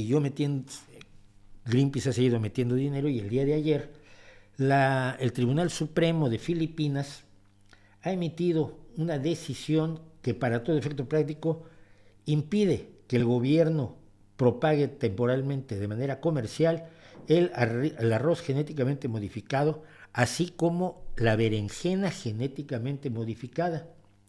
La berenjena genéticamente modificada fue desarrollada en Sri Lanka con dinero público. No tiene que ver ahí Monsanto ni esas cosas, esos monstruos, estos fantasmas, espantajos que saca Greenpeace a la menor oportunidad y sus minions. Perdón, en Bangladesh, no en Sri Lanka, qué barbaridad. Sí, Sri Lanka es la víctima de Greenpeace y de Vandana Shiva. No, en Bangladesh. Se ha demostrado que los agricultores han ganado más dinero, que es más productivo, que los consumidores están más contentos porque tienen un mejor producto. Esta berenjena resistente a plagas, gracias al gen del Bacillus thuringiensis, el BT, que es un pesticida natural, ha sido el gran éxito en Bangladesh. En Bangladesh la berenjena es como en México el maíz, como en otros lugares el arroz o en otros lugares el trigo, es el alimento fundamental. Y ha sido un éxito del dinero público aplicado a la investigación científica. Y en Filipinas lo ha logrado parar otra vez Greenpeace. Esto se emitió durante el 18 de abril pasado. Voy a pasar la página para acá, en una sesión de todo el tribunal en la ciudad de Baguio. Y ordenó a los secretarios del Departamento de Agricultura, el Departamento de Medio Ambiente y Recursos Naturales y el Departamento de Salud que acepten que en 10 días informen que han recibido la orden. La petición fue presentada por varios grupos dirigidos por, ¿qué creen ustedes? Algunos de los que también hace 10 años destruyeron el cultivo experimental en Filipinas. Dicen que el argumento que tienen es que estos dos alimentos, el arroz dorado y la berenjena BT, son organismos genéticamente modificados. Sí. Y dicen que, por tanto, en realidad nunca explican por qué. Si dicen que hace lo que hace, sí, el arroz dorado tiene betacaroteno y la berenjena se defiende sola de las plagas sin necesidad de ponerle insecticidas al cultivo, por lo tanto es más barato para el productor, es más seguro para el consumidor, es menos malo para el medio ambiente, es una maravilla. Pero es transgénico, y con eso les da. Por supuesto, entre ellos estaban, entre ese grupo, entre los que solicitaron esto, fueron Greenpeace Asia del Sureste, Greenpeace Filipinas y otros grupos antitecnológicos y anticientíficos. Cuando ustedes les cuenten algo de Greenpeace así, por favor, recuerden esto. No están defendiendo la naturaleza, están matando niños, defendiendo al mundo de cosas que pueden ser benéficas, afirmando que tiene perjuicios que no solo no se han demostrado, sino que se ha demostrado que no existen, que son mentiras, que son fantasías de gente que odia la ciencia, odia la tecnología y cree que lo natural es bastante mejor. Como me dijo a mí el director de Greenpeace, alguna vez que lo entrevisté, entrevista que nunca se publicó, por cierto, es que nosotros creemos que esto es mejor. Y mi pregunta fue, ¿y en qué te basas? No, es lo que nosotros creemos. Es el tipo de respuestas que dan los sacerdotes. Así que mucho cuidado. Me dice, vamos al chat unos minutos. No, vamos a hacer un corte de estos cortes que hacemos y ahora volvemos.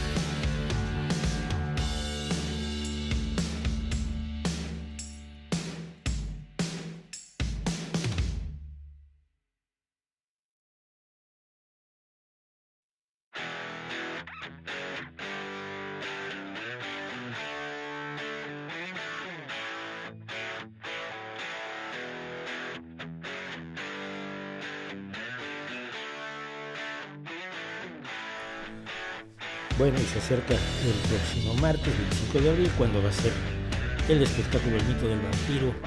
Después nada será igual con nuestro amigo, el mago terrorífico, el pseudo paranormal, siempre pseudo paranormal, Jorge Lavey. Así que están invitados al Instituto Cultural de México. Si están en la Ciudad de México, pues allí pueden ir a la Capilla Gótica y divertirse y aterrorizarse un poco con la magia de nuestro amigo Jorge Lavey.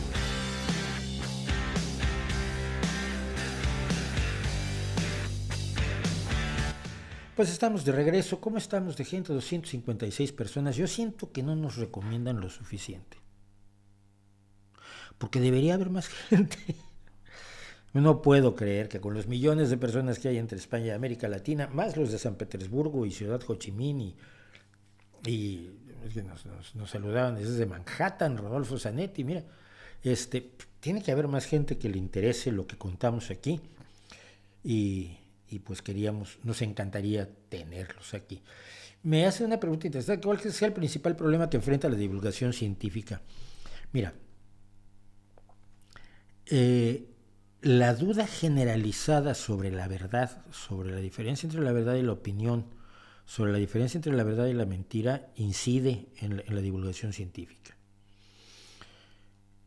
Cuando hay creencias que se han ido promoviendo y fomentando de una manera intensa y muy irresponsable y muy desvergonzada, por ejemplo, en contra de las farmacéuticas, en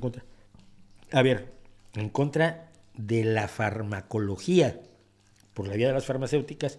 Si las farmacéuticas hacen cualquier cosa buena, va a ser considerada mala porque son las farmacéuticas. Como ya conté yo alguna vez en uno de los cuentos de Theodor Sturgeon, un escritor de ciencia ficción indebidamente olvidado, si mal no recuerdo era la que se llamaba un cuento que se llamaba Escultura Lenta.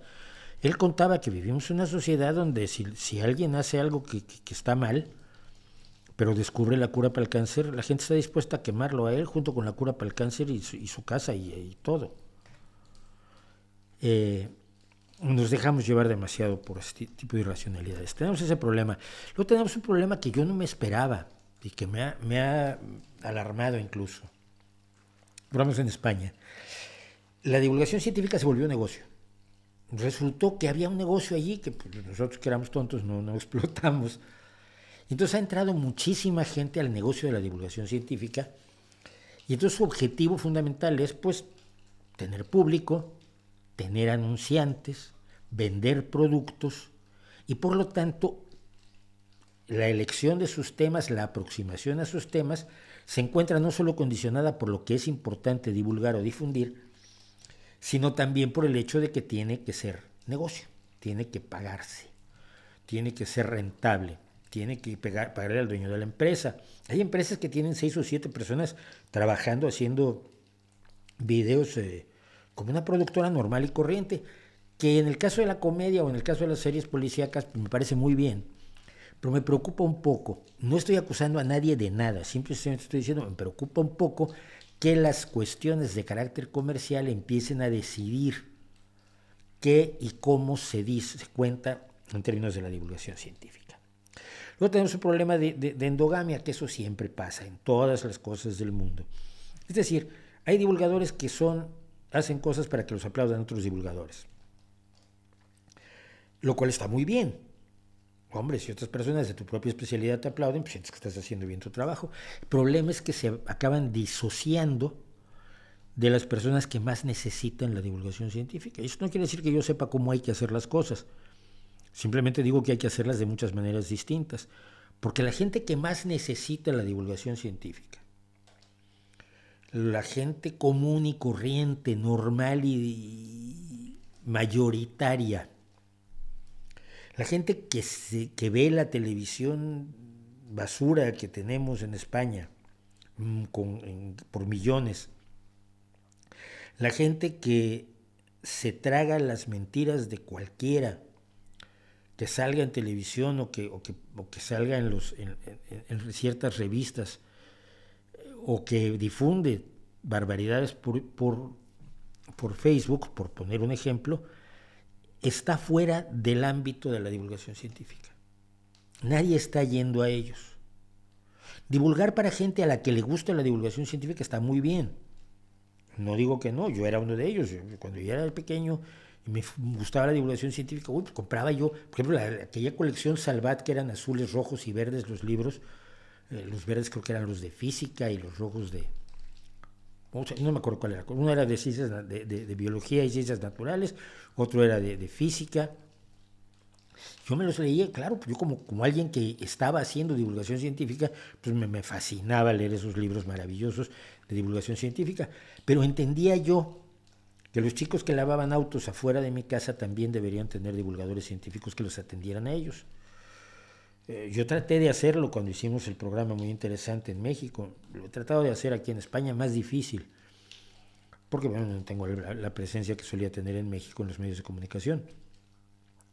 Creo que ese es el otro problema, porque preparación, capacidad comunicativa y demás, creo que la tienen prácticamente todos los que están trabajando en la divulgación científica en este momento. El problema es que su público es escaso, o que... no voy a decir que sea escaso, perdón.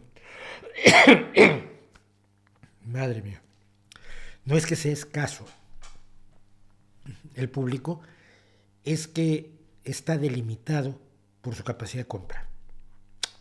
Y eso sí me preocupa. Algo tengo yo en la garganta. Pero no, perdonen ustedes. Que muestre a mi perro en un streaming. Bueno, lo intentaré, a ver, lo traeremos alguna vez. John Fogerty y el Creedence Clearwater Revival es un grupo que me parece excelente, uno de los grandes grupos del rock del sur, y tiene cosas absolutamente inolvidables. Fortunate Son es una de ellas. Cuando ellos rescataron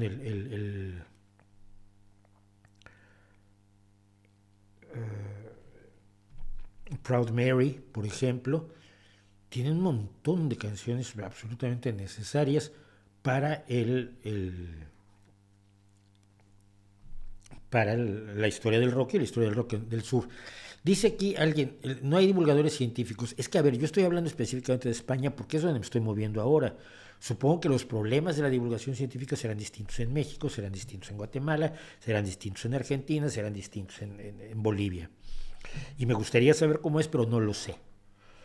Sé que en México hicimos un gran esfuerzo, había grandes esfuerzos, por ejemplo, la revista Ciencia y Desarrollo del CONACYT era una de las revistas más importantes de la divulgación científica, por lo menos llegaba a los alumnos de bachillerato y secundaria, y fue asesinada, como tantas otras cosas, por Marilena Álvarez Bulla Roces.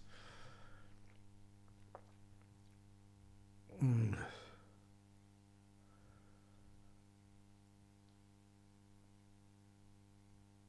uno de los vídeos que dedicaste a Greenpeace mencionabas que su actitud se basaba en el cuaquerismo. No, su actitud no es que su posición sí se basa en el cuaquerismo, porque el cuaquerismo da testimonio. Y como los originarios que hicieron Greenpeace en 1971, el mismo año que a mí me detenían frente a la embajada estadounidense en México, eran cuáqueros, lo que ellos decían es estar presente en donde se comete algo, una barbaridad, y dar testimonio de esa barbaridad es una labor fundamental.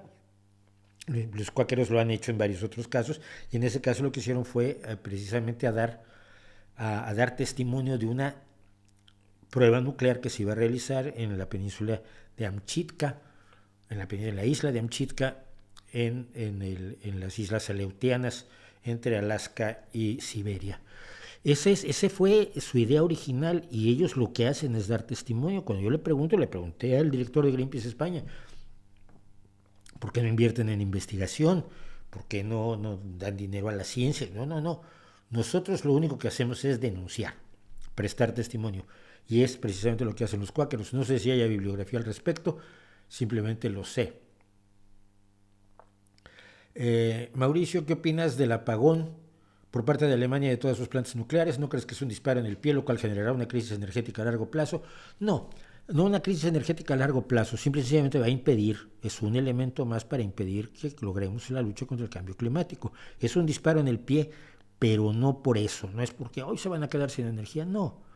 Europa demostró que sobrevivía sin el gas ruso, por ejemplo, que es una cosa muy importante y una mala noticia para Putin, pero no, el problema es que están quemando más carbón. Y están quemando más carbón y van a quemar más carbón que el que podrían no haber, mismo que podrían no haber quemado, de mantener abiertas las nucleares. Y es el mismo problema en España. En España las nucleares se van a cerrar para el 2035 y hay muchísimos expertos explicando por qué es un error, pero los sucesivos gobiernos españoles, incluido el actual del Partido Socialista, insisten en esa barbaridad. Y es un error gravísimo.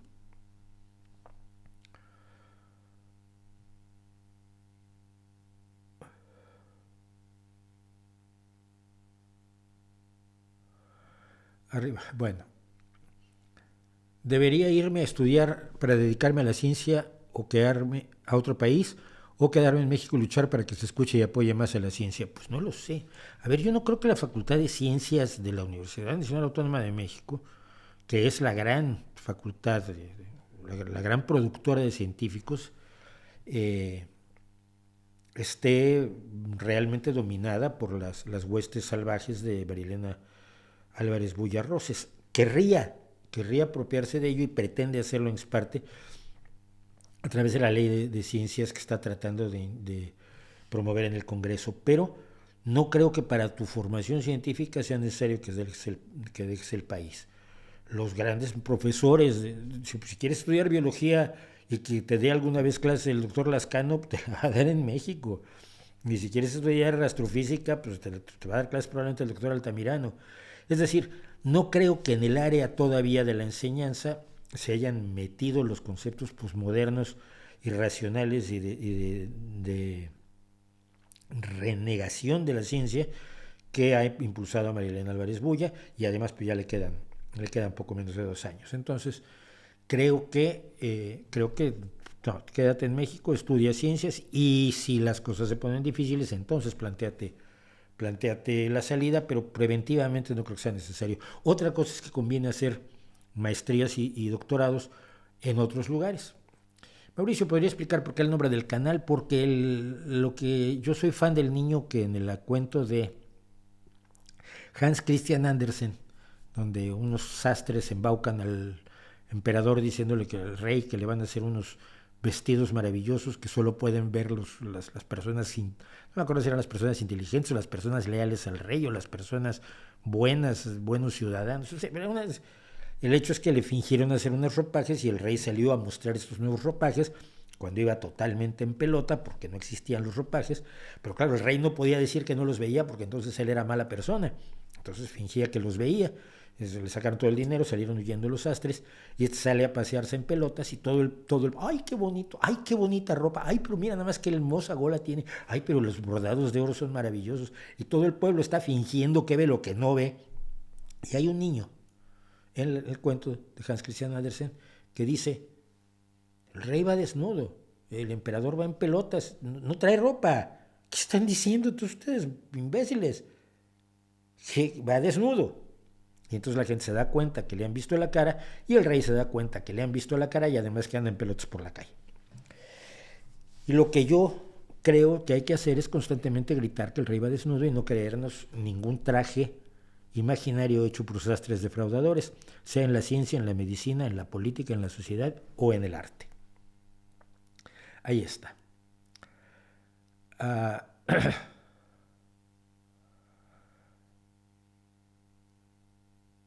Gracias a quienes me dicen cosas bonitas. ¿Cuál es la diferencia entre las socialdemocracias de antes y la de después de la Segunda Guerra Mundial? Esta es una gran pregunta. La socialdemocracia o el socialismo democrático previo a la Segunda Guerra Mundial era marxista. Es decir, se planteaba la estatización total de la economía y la planificación centralizada de la economía, pero alcanzando el poder por la vía democrática, de modo que se garantizara una serie de libertades. Pero sus objetivos eran los mismos objetivos que los de los marxistas-leninistas. Es después de la Segunda Guerra Mundial, cuando los socialistas, los socialdemócratas de este lado del mundo se dan cuenta que el folleto publicitario de la Unión Soviética no se correspondía a la realidad, que había pasado lo que era fácilmente previsible. Al concentrar todo el poder en un partido, fácilmente provocas luchas por el poder intestinas, provocas una corrupción que puede ser absolutamente delirante y provocas una concentración del poder que desprovee de poder a los trabajadores, a los que teóricamente, en el librito de Marx y según los discursitos de Lenin, el pueblo y los trabajadores iban a ser los que llevaran las riendas del Estado. Y cuando te giras y ves la Unión Soviética estalinista, inmediatamente post-estalinista, dices, no es cierto. Esto no funcionó así. Bueno, desde el punto de vista político, darle todo el poder a un grupo no es buen resultado. Lo mejor es repartir el poder entre la mayor cantidad de gente posible, con la mayor transparencia posible. Y democráticamente, porque la democracia tiene la posibilidad de autocorregirse, cosa que no puede hacer un estado de partido único. Eso desde el punto de vista político. Pero desde el punto de vista económico era también clarísimo que la planificación centralizada de la economía no funcionaba. Que ningún grupo de burócratas puede prever todos los acontecimientos de la economía, puede controlar todas las fábricas, puede exigir cuánto se tiene que producir de qué, se establecen cuotas, las cuotas se fallan, se miente, se falsean las realidades de las fábricas para quedar bien políticamente, pero al público, al ciudadano, los bienes no le llegan o le llegan defectuosos. Yo recuerdo mucho cuando te decían en la Unión Soviética, si vas a comprar bombillas, trata que sean bombillas que se fabriquen al principio del ciclo, al principio del año, o sea que sean fabricadas en enero, febrero, marzo, porque como para fin de año hay que cumplir la cuota, pues la calidad se va al demonio. Entonces si compras bombillas hechas en noviembre, diciembre, no te van a durar. Trata de comprarlas hechas en febrero, marzo. O que la mayor parte de los incendios en Moscú eran provocados por televisores que estallaban. Es decir, era imposible mantener económicamente los planteamientos de la planificación centralizada de la economía y de la propiedad estatal de absolutamente todo, no conducían a los resultados que venían también en el folleto publicitario de Marx y Lenin. Y entonces, a partir del programa de Gotha, el programa de Bad Godesberg, si mal no recuerdo, la socialdemocracia alemana, abandona el marxismo como forma de ver el mundo y se empieza a plantear la posibilidad de manejar más que los medios del marxismo. Sí, la propiedad social de los medios de producción, la planificación centralizada de la economía, la propiedad del Estado de absolutamente todo, como único empleador, como único jefe, como capitalista máximo, se empiezan a plantear que es más importante centrarse en los fines. ¿Cuáles son los fines? Una vida más digna, una vida más justa, sanidad para todos, educación para todos, vivienda para todos, una vida digna para todos, mejores salarios para todos, defender a los trabajadores y promover una fiscalidad avanzada y tener una economía mixta donde ciertas áreas de la economía que son estratégicas o fundamentales para la sociedad sean manejadas por el Estado, pero que otras partes de la economía sean manejadas por la iniciativa privada bajo regulaciones razonables, lógicas y coherentes. Y esta es la diferencia, este es el salto que se da de la socialdemocracia anterior, donde los partidos van dejando atrás. El PSOE era marxista, simple y sencillamente era marxista, que creían que había que ser libres aparte de todo lo que decía Lenin, que fue lo que provocó la ruptura con Lenin en la Tercera Internacional, ya lo conté aquí, y que fue lo que provocó que se formara el Partido Comunista Español, porque esos sí querían estar con Lenin y el PSOE no quería, pero el PSOE era un partido marxista. Y en 1974, en su congreso de Suresnes, abandona el marxismo. 74. Y entonces ya cuando llega a las elecciones en España, ya llega con un partido socialdemócrata moderno. Esa es la diferencia clave. La socialdemocracia anterior pretendía lo mismo que los comunistas, pero sin la revolución y sin esto de crear un montón de huérfanos en el proceso. Creía en la democracia y creía en libertades en las que nunca ha creído el comunismo, porque siempre ha creído que los derechos son más importantes que las libertades. Y todavía no se les logra explicar que los derechos sin libertad son tan inútiles como la libertad sin derechos.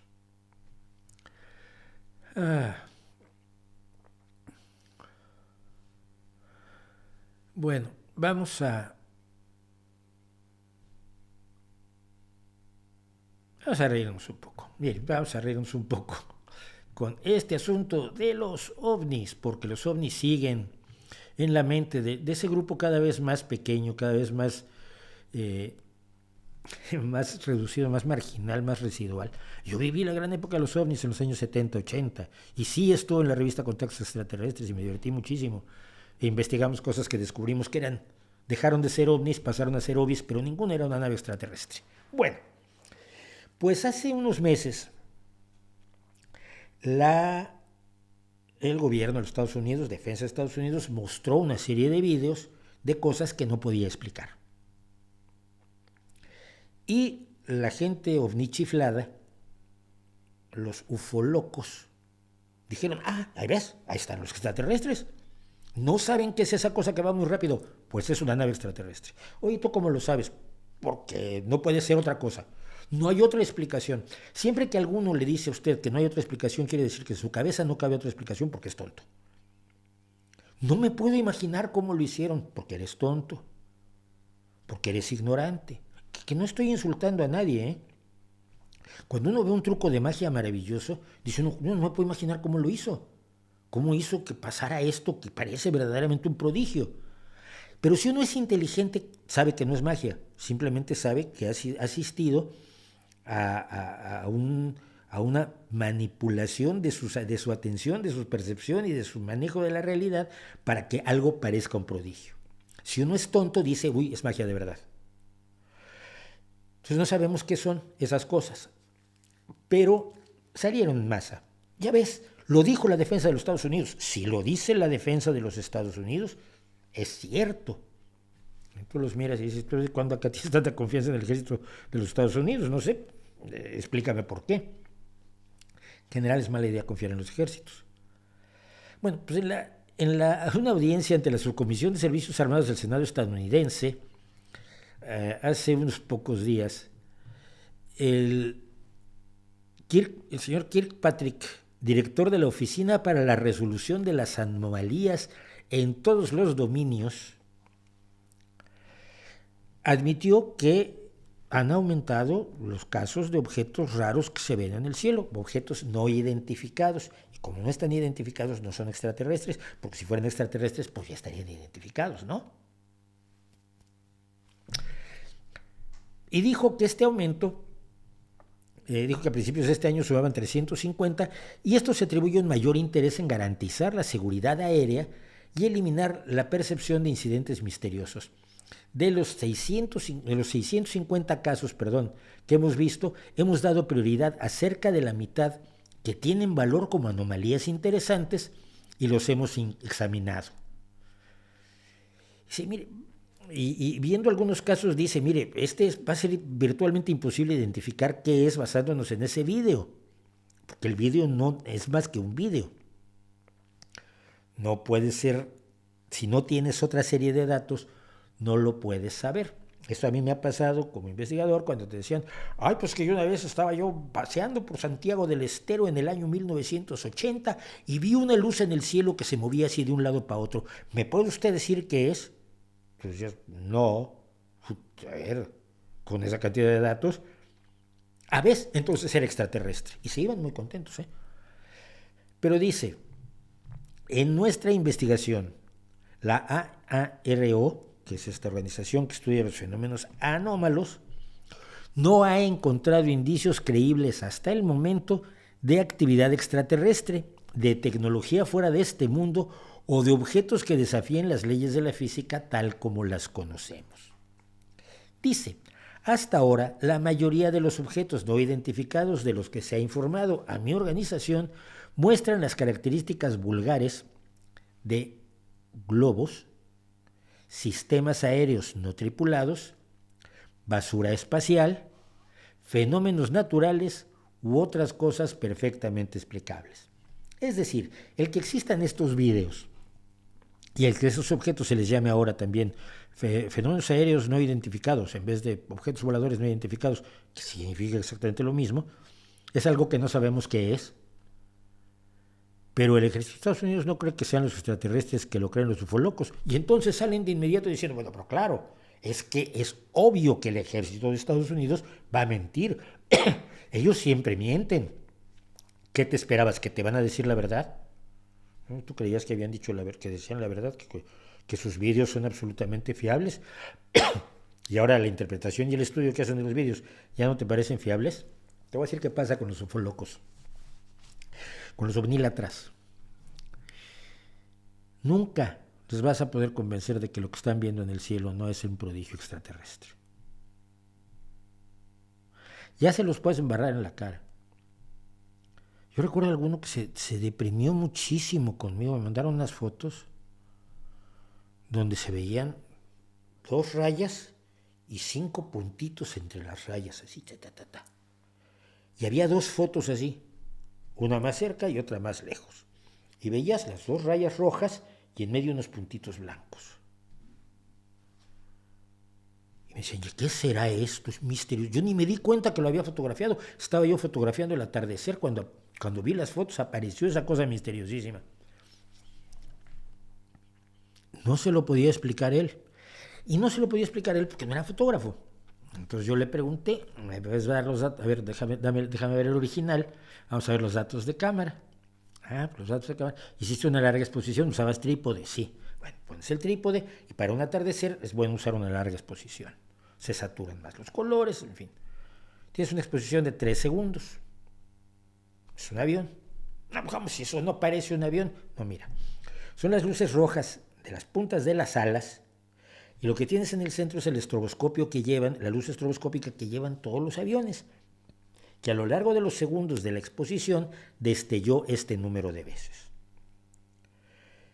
Y sabiendo exactamente a qué hora y en qué punto de Cantabria tomaste esta fotografía, es posible averiguar qué avión era, de qué compañía era y quién era el piloto. Porque es un avión. Simple y sencillamente que la gente no suele tomar un avión con una larga exposición y claro, lo que se veía era bastante raro. Pero como yo soy fotógrafo, entonces le dije, pues esto tiene esta tal explicación y en otras ocasiones me han pasado así unos objetos alargados y bien bonitos que son pajarovnis, que también con una larga exposición, con una exposición de más de medio segundo, los pájaros se convierten parecen naves extraterrestres, forma platillo visto de lado, por supuesto, y cosas así. Los creyentes van a seguir creyendo. La gente normal va a decir, mira, durante tantos años nos han contado esta historia y no ha habido nada, que quizás sería bueno mantener un sano escepticismo hasta el día en que se demuestre que tenemos visitas extraterrestres y entre tanto no les compremos sus libros ni les demos tiempo para que nos cuenten sus tonterías. ¿Qué te parece? Son las 9:10. ¡Qué barbaridad! ¿Cómo pasa el tiempo? Me decía mi hijo, ¿cómo pasa el tiempo? Le decía yo, pues a 1 segundo por segundo, casi me pega. Sí, tú viajas al futuro, tú viajas constantemente en el tiempo, viajas al futuro a 1 segundo por segundo y a 1 minuto por minuto.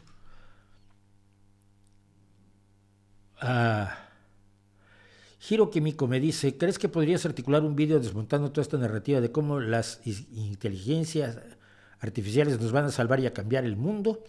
Cambiamos la fiebre del cripto y las NFT por las IAs y eso que no, en medio estuvo, claro, sí las criptos que estaba la fiebre del blockchain, porque el blockchain lo iba a cambiar todo, no lo olvides. Como has visto, ahora todo es blockchain. No es, hombre. No, he hecho varios vídeos, pues busca inteligencia artificial, busca IA en el canal, perdón.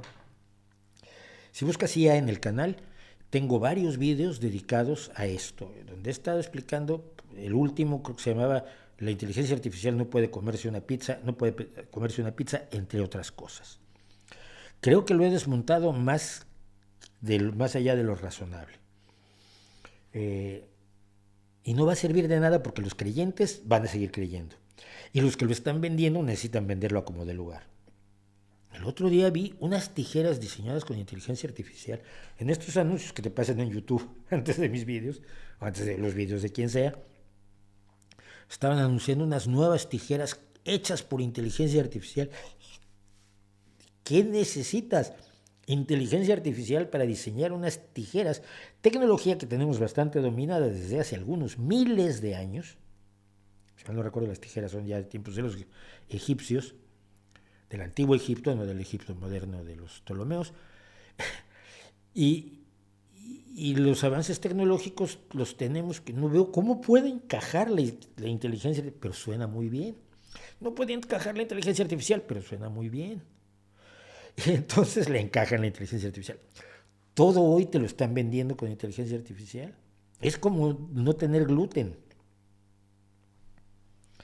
Es la nueva magia. Yo creo que no. Pero en los vídeos que ya he hecho sobre inteligencia artificial y sobre las afirmaciones de la inteligencia artificial, desde que yo se lo oía en los años 70 a Marvin Minsky, y desde que se pitorreaba de la posibilidad de que las máquinas piensen el propio Richard Feynman, creo que está dicho bastante todo. Un saludo de su parte, hoy es mi cumpleaños. Pues, feliz cumpleaños, Elías Rocha. No suelo yo felicitar cumpleaños, pero con todo gusto, feliz cumpleaños, que lo pases muy bien, que cumplas muchos más, que te portes bien, que no hagas el mal, que hagas el bien y te lo pases bien. ¿Cómo sería vivir como europeos? A ver, te cuento, Andreina. Dependiendo de Alemania y la Unión Europea, como España y Portugal, dependo de Alemania, no dependo de Alemania. Tú, si supieras cómo está organizada la Unión Europea, sabrías, por ejemplo, que tiene un parlamento y en ese parlamento el número de diputados es según el número de habitantes de los distintos países. No tiene más fuerza Alemania. Luego está la Comisión Europea, que está formada por 27 personas electas por los propios países, que son los que componen la Unión Europea, y Alemania no tiene más gente, no más comisionados. Y el Consejo Europeo lo forman los jefes de Estado de todos los países europeos, donde el alemán pues, es uno más. Alemania es económicamente más fuerte, pero no se depende de ella. No se depende de Alemania, se depende de la Unión Europea del mismo modo en que todos los estados de México dependen de la Federación y del mismo modo en que todas las comunidades autónomas en España dependen de un gobierno central para su legislación y para una serie de cuestiones, del mismo modo en que todos los estados alemanes federados, porque es una federación, responden a las necesidades o a los lineamientos de Berlín, porque en Berlín se concentra el poder de todos mediante elecciones y democracia y estas cosas que pasan.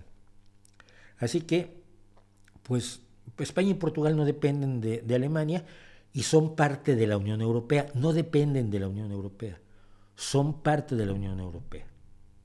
Proponen como cualquier otro miembro de la Unión Europea, obtienen beneficios como cualquier otro miembro de la Unión Europea, participan como cualquier otro miembro de la Unión Europea.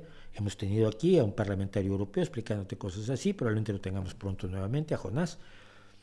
Así que, con un desfase en las jubilaciones, quiso aumentar la edad de jubilaciones en Francia, pero es que eso es un problema europeo muy peculiar, ¿ves? La gente ahora vive más tiempo y entonces tienes que pagar las jubilaciones durante más tiempo.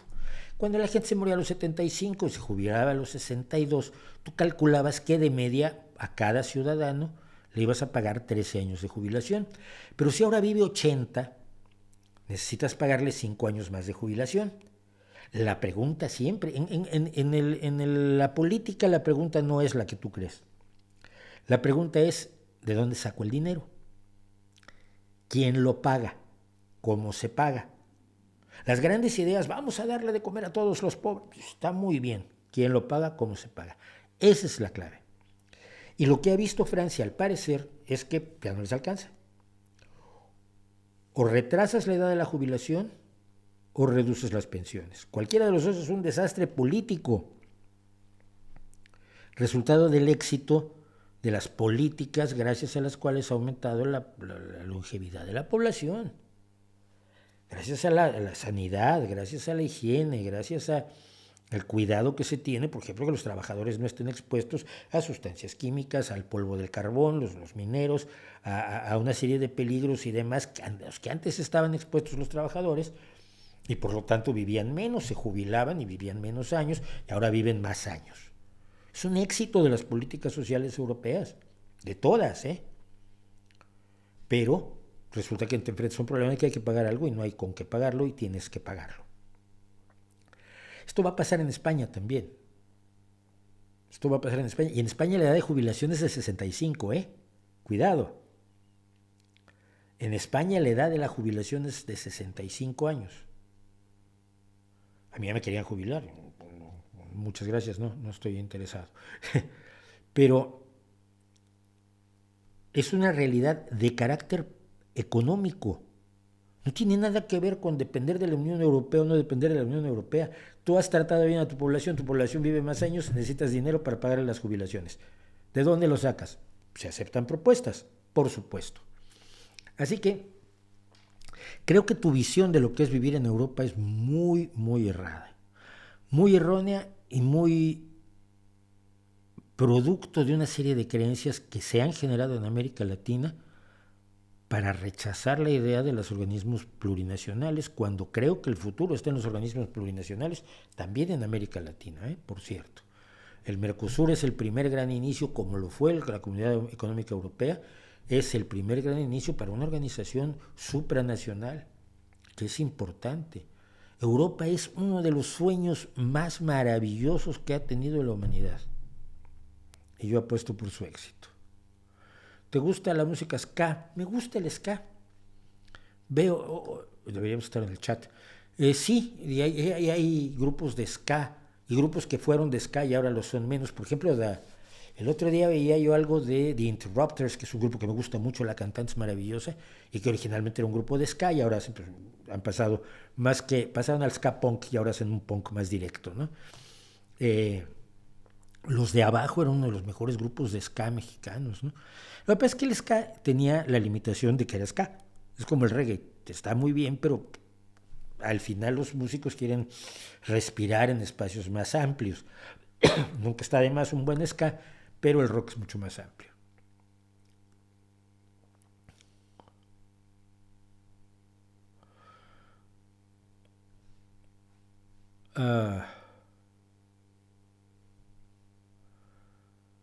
Anular voto de abstención, no tengo idea. No tengo idea. Lo siento no poder contestar a ciertas cosas, siento saltarme cosas que no puedo responder. ¿Qué opina del grupo de rock progresivo Yes? Tiene cosas excelentes, Yes, me gusta. Hay teorías que me preguntan que ni siquiera existan. ¿Qué sospechas tienes de que AMLO quiere integrar la Guardia Nacional a la Sedena? Lo que he dicho es parte de lo que yo creo que es un golpe de Estado lento que ha ido forjando López Obrador y todo el grupo dirigente de Morena, ¿no?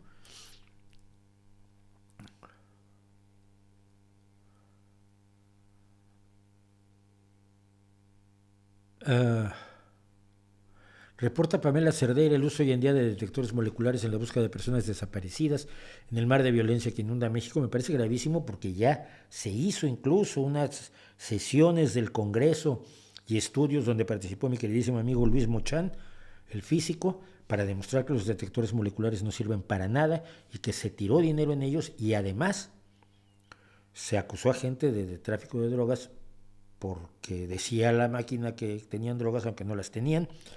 Incluso Mochán, con los estudios que se hicieron en México, estuvo como testigo en el Reino Unido cuando metieron a la cárcel al fabricante. Si está volviéndolos a fabricar y vender, de veras, es el colmo. Me gustaría, si hay más datos, que me los pasaran. Gracias a Byron Argueta Ávila por el super sticker.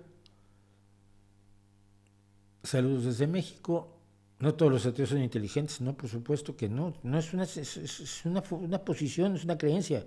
Yo no creo en Dios. Yo tengo mis razones. Pero hay gente que no cree sin razón alguna y no se necesita nada. Enrique Semo, el historiador, no, su padre. Su padre creo que es. Carlos Monsiváis como escritor, ¿qué te parece? Era muy divertido, tenía un estilo muy agradable. Yo lo entrevisté para la biografía que hice de Superbarrio y sobre todo me parecía un observador agudo de la realidad y un gran estilista, porque contaba esa realidad que observaba con una agilidad y con una gracia verdaderamente singulares. Pareció maravilloso.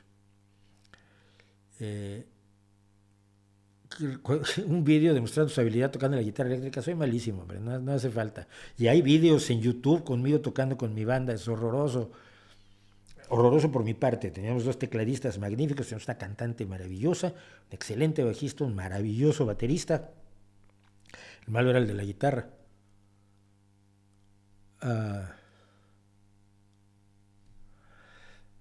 Bueno, vamos a hacer otra cosita que a mí me... Ya que estamos hablando de México,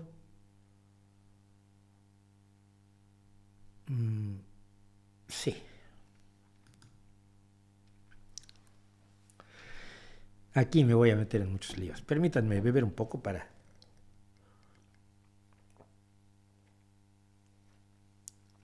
Un poco de Coca-Cola para que se enojen los que dicen que no.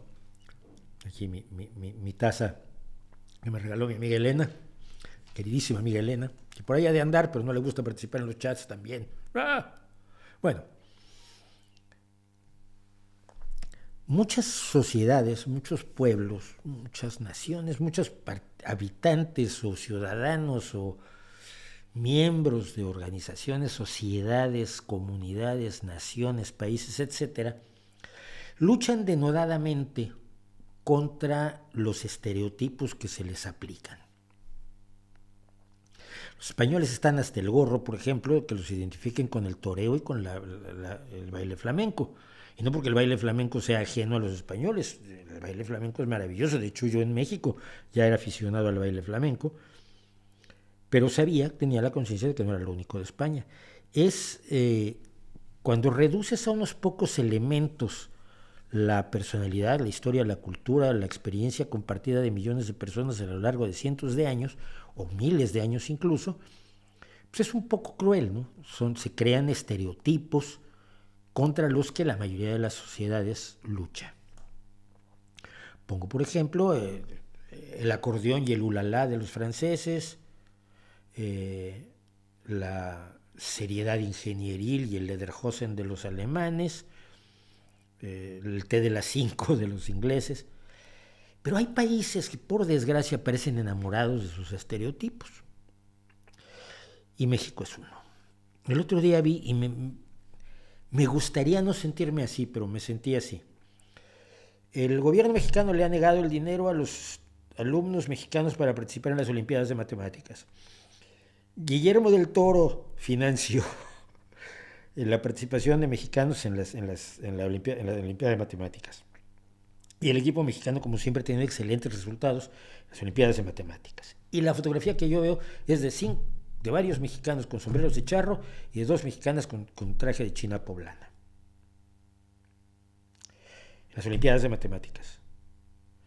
Las matemáticas, que son una disciplina que avanza brutalmente todos los días y en la que menos sé. Lo reconozco y me doy el mea culpa por ello. Estoy hasta el sombrero del sombrero mexicano. Cuando yo me vine a España, hermanitos míos, me enfrenté al problema de que no hablaba yo como Cantinflas, que no me sabía todas las rancheras que se sabían aquí, que no consideraba que Javier Solís fuera mejor cantante que Pavarotti o que Freddie Mercury, que no me mataban las películas rancheras y que no me sentía yo charro. Y mira que en mi niñez y adolescencia fui mucho al lienzo charro. Había un lienzo charro en el Ejército Nacional, allí en Polanco, en la Avenida Ejército Nacional, y no me acuerdo cuál es la calle que sale donde está el Colegio Pasteur, Colegio Francés Pasteur. Y allí había un lienzo charro al que yo iba con mucho gusto y conozco todas las suertes de la charrería y conozco toda la historia de la charrería. Y también me parece lógico no identificar al país con una serie de suertes de una disciplina a la que no se permitía que participaran los indígenas, por ejemplo, porque los indígenas no tenían permitido durante toda la colonia ni siquiera montar a caballo. ¿Te sorprende? La charrería es un producto de la hacienda y del criollaje dominante, en muchas ocasiones cruel y brutal. Es un fenómeno de clase alta, la charrería. Me gusta, tiene cosas muy bonitas y el manejo del caballo y el dominio del lazo y una serie de cuestiones que me parece que son hermosas de un deporte, de una disciplina que me cae bien pero que no me define a mí. Y finalmente llegábamos al punto que me decían pues, que no pareces mexicano. Pues, muchas gracias. ¿Tú cómo crees que son los mexicanos? ¿Tú cómo crees que es mi amigo Héctor Chavarría? Que parece, ¿qué? Si es chino. O mi amigo Enrique Dune, que tiene una cara de alemán que no puedo con ella. o mis amigos que son mexicanos judíos que tienen rasgos askenazis. No existe el tienes cara de mexicano. Pero a mí se me exigía que la tuviera y por lo tanto era sospechoso que yo no fuera todo lo mexicano que debería ser habiéndome venido para acá. Cuando si fueron los 200 años de la independencia, ¿quién estaba de presidente? No estaba Calderón, creo. Sí. Volvimos al asunto de repetir los tópicos, los lugares comunes, las mamarrachadas fáciles. Pedro Infante, Jorge Negrete, Frida Kahlo, los muralistas. No hay un muralista en México vivo desde hace... ¿Pero quién sacaba a Cauduro, por ejemplo, a Rafael Cauduro? La mayoría de los que viven en el arquetipo te preguntarán quién es Rafael Cauduro. Y la mayoría de los que hablan de Frida Kahlo te preguntarán quién es Nahui Olin o quién es María Izquierdo. Sus pinturas magníficas mexicanas, sobre todo María es espectacular. Rafael Cauduro es uno de mis pintores favoritos, junto con Arturo Rivera Delgado, que fue mi profesor de plásticas, por cierto, en el bachillerato. Pintor muy inquietante, pero magnífico. ¿Quién te iba a hablar de Real de 14 o de Tinta Blanca o de los Duk Duks como representantes de la música mexicana, ¿no? Las rancheras? ¿Quién te iba a hablar de, y ahora no me voy a acordar del nombre, de un científico mexicano que trabajó en la creación de la píldora anticonceptiva y que fue el que una noche dormido se le ocurrió la forma de la molécula, si mal no recuerdo, de la noretistrona? Y es el único mexicano que está en el Salón de la Fama de los patentes de los Estados Unidos. Yo lo entrevisté alguna vez cuando él estaba trabajando. Tiene como 30 o 40 patentes maravillosas y estaba trabajando en el Instituto Mexicano del Petróleo. Es decir, toda la visión de muchos se reduce a un México de postal de baja calidad de los años 50 como máximo.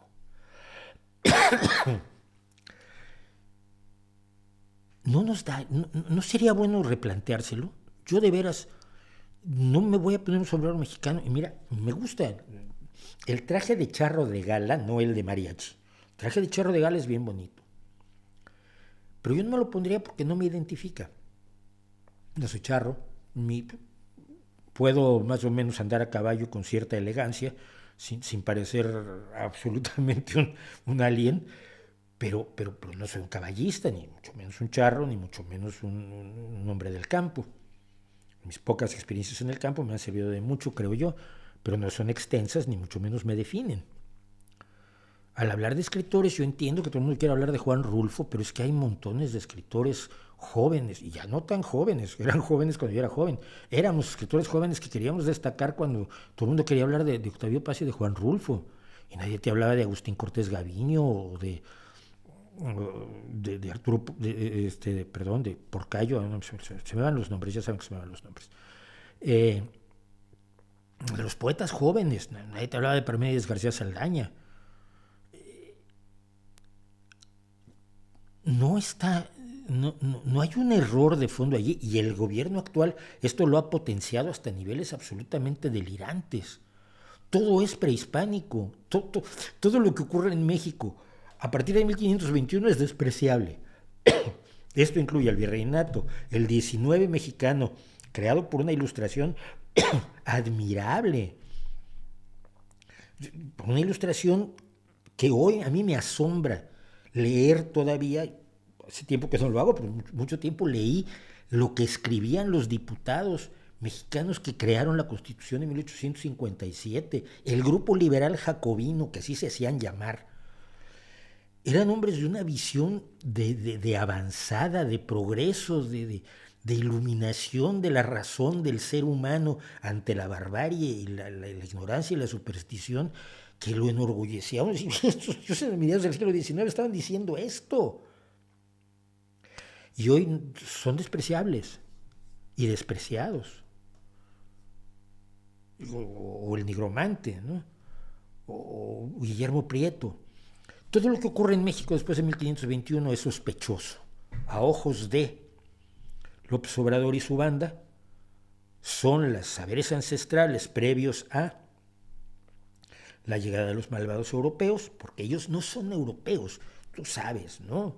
Pedro Miguel y el Fisgón y el Elena Álvarez Bulla y Cuevas, el de comunicación, no son europeos, son todos indígenas puros, científicamente demostrable, con un ADN absolutamente mexica, no sean payasos.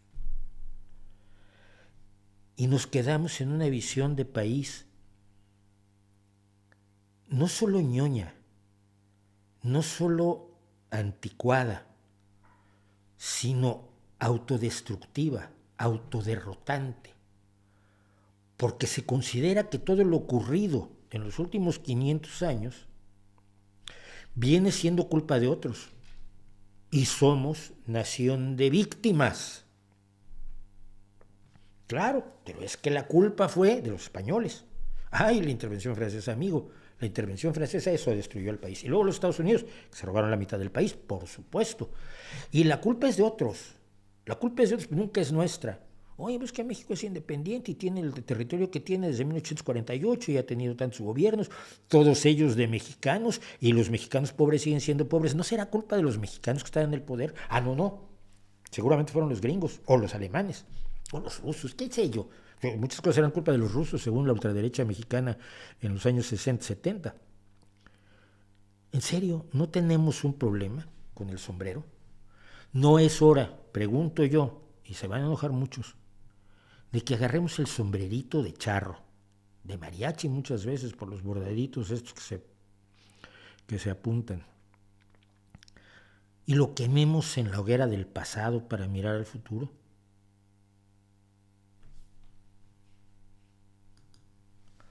Igual no, qué sé yo.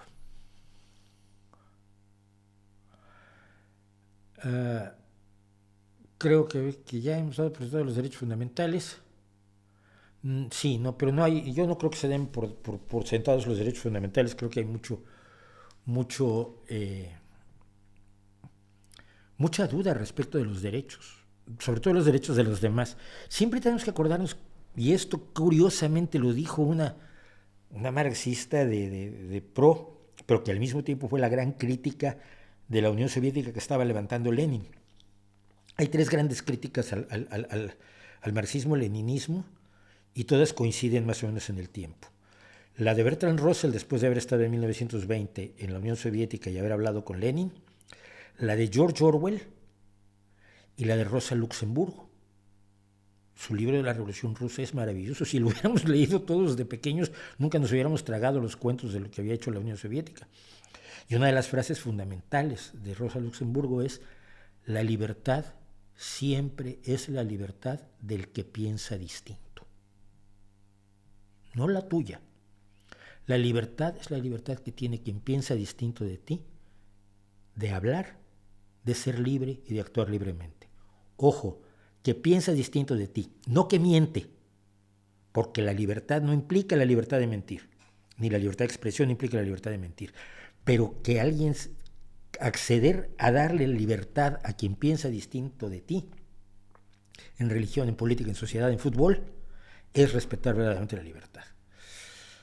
Así que no estoy tan seguro de que estemos debidamente convencidos de que los derechos ya están ganados. Al contrario, creo que todos los derechos, y uno de ellos el derecho a la libre expresión y a la libre opinión, se pelea todos los días. Y ahora tenemos la cultura de la cancelación, pero antes teníamos la censura de la iglesia, pero antes teníamos la censura de la derecha, pero antes teníamos la censura económica de los medios. Ahora que nos podemos tener medios como este, que no dependo de que me quiera dar espacio a Azcárraga en Televisa, o no dependo de que el dueño del Universal, donde trabajé libremente siempre, pero es un hecho que dependía yo de que él quisiera que yo siguiera allí. El día que él decía: tú ya no escribes en el Universal, pues ya no escribía yo en el Universal.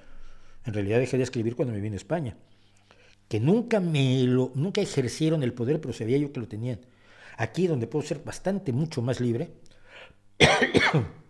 tengo que pelear todos los días por el derecho a la libre expresión, porque hay mucha gente que tiene ganas de que me calle, y no es que sean poderosos o que sea un complot, ni mucho menos, es que es gente que no quiere que se digan ciertas cosas y está dispuesta a hacer muchas cosas para impedirlo. Así que los derechos y las libertades o se pelean a diario o se pierden. Y esto me parece a mí fundamental.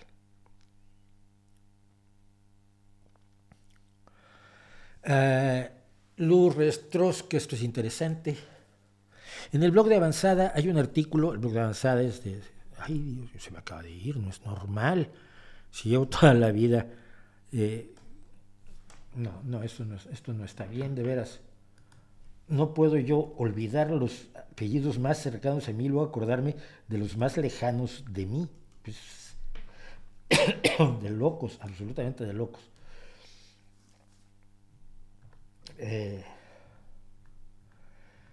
Pero me pasa así todo el mundo. Estás hablando de David Osorio, uno de los tipos que yo hallo más respetables y admirables pensando en este momento en las cosas que es importante pensar. Y hay un artículo de quejas sobre las organizaciones ateas de Estados Unidos que se desmoronan a causa de las ideas de justicia social sin fundamento científico. ¿Qué opinas? Que David tiene, como suele ocurrir, toda la razón.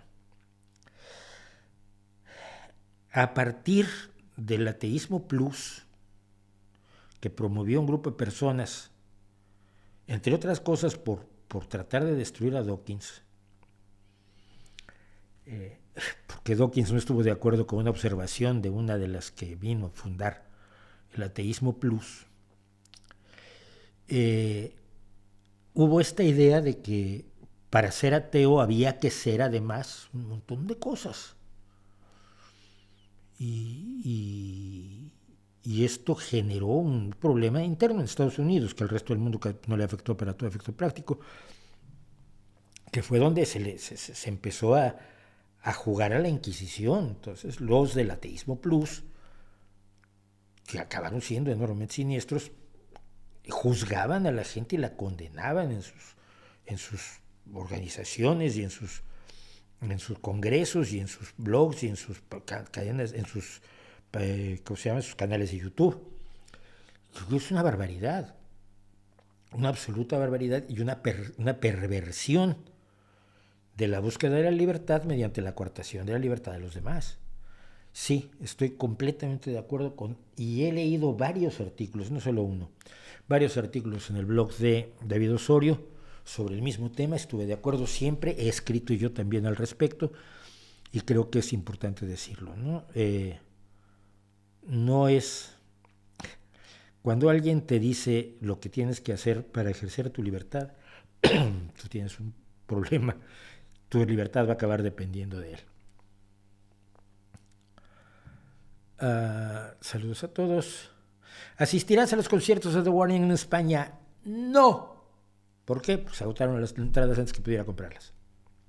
Como no sabía con quién iba a ir, me tomé un tiempo, porque luego hay unos amigos con los que luego andábamos organizando ir a ver también a ¿cómo se llama? A Larkin Poe, que van a venir a España. Y estaba yo en eso y cuando me di cuenta habían agotado las entradas. Luego cambiaron de lugar en Madrid y se agotaron las entradas en Madrid otra vez. Así que no voy a ir a ver a The Warning y me duele muchísimo. Pero lo decía el otro día, como yo pongo 9 euros al mes para ellas en Patreon, de todo lo que ustedes me hacen favor de darme en Patreon, que agradezco muchísimo, aunque espero que sea más, de todo lo que ustedes me dan, una parte de 9 gloriosos y miserables, yo lo sé, pero bueno, algo es algo. 9 euros se los pongo a The Warning todos los meses en Patreon. Y entonces a veces te dejan videos que no están en público, sobre todo de su actuación del Teatro Metropolitan. Yo me comí una gran cantidad de vídeos de The Warning en toda la gira que dieron por Estados Unidos con 3 Days Grace y con Lizzie Hale, con Hailstorm, y disfruté muchísimo y vi cómo evolucionaba su presencia escénica, que es muy importante, ¿no?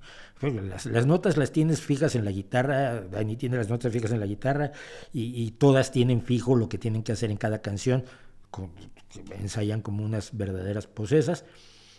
Ese no era el problema era la presencia escénica, cómo cuentas y cantas las cosas y cómo te paras en un escenario y dices, aquí estoy yo y todos ustedes están para verme. El que se está distrayendo allá atrás, ven para acá. Y la evolución de la presencia escénica de The Warning ha sido impresionante. Y viendo lo del Teatro Metropolitano, los últimos videos que no han sido públicos, lo decía yo, es que es extraordinario. Son ahora en el escenario lo que ya sabíamos que eran musicalmente, que es estrellas del rock. Entonces, pues tenía yo muchas ganas de irlas a ver, pero no pudo ser. Ya será en otra ocasión, que tiempo sobra, lo que falta es vida, decía alguien, amigo mío. ¿Cómo es posible que esa organización pueda impedir que países orientales no solucionen sus problemas de salud? Porque se convence a los gobiernos de que los transgénicos son malos, se convence a los tribunales que bloqueen eso porque es malísimo, y se impide que se autorice, se presiona a los gobiernos para impedir que se autorice la producción. Es así de sencillo. Para eso tiene cientos de millones de dólares Greenpeace, porque no dedica un céntimo a la investigación. Cuando fingen investigar, si todavía andan por ahí los videos de Greenpeace en Fukushima, porque dijeron que iban a morir cientos de miles de personas en Fukushima, no ha muerto nadie por la radiación. Sus investigaciones fueron ir con un contador Geiger comercial, de los que compras en una ferretería. No hacen nada de ciencia, fingen la ciencia porque si van disfrazados de científicos tienen mayor credibilidad, pero no lo hacen. ¿Cómo es que un hispanoamericano como usted ama tanto la cultura dominante estadounidense? Lo digo por las diversas camisetas que usas. No sé tú por qué usas YouTube. La cultura dominante es la cultura dominante. No me quita lo que soy el agregarle el rock. No me quita lo que soy el leer autores de todo el mundo, no forzosamente estadounidenses. ¿De dónde sacas que amo la cultura estadounidense en particular? Es una pretensión verdaderamente salvaje la que te estás echando, querido Wilfred. No tienes apellido, qué raro. Yo amo la cultura. Y si el grupo con la cantante más impresionante que hay en este momento es Nightwish, y es un grupo que son suecos, creo, pues entonces amo esa cultura. Y si el cuentista que más me gusta es Borges y es argentino y no es mexicano, me sigue gustando esa cultura.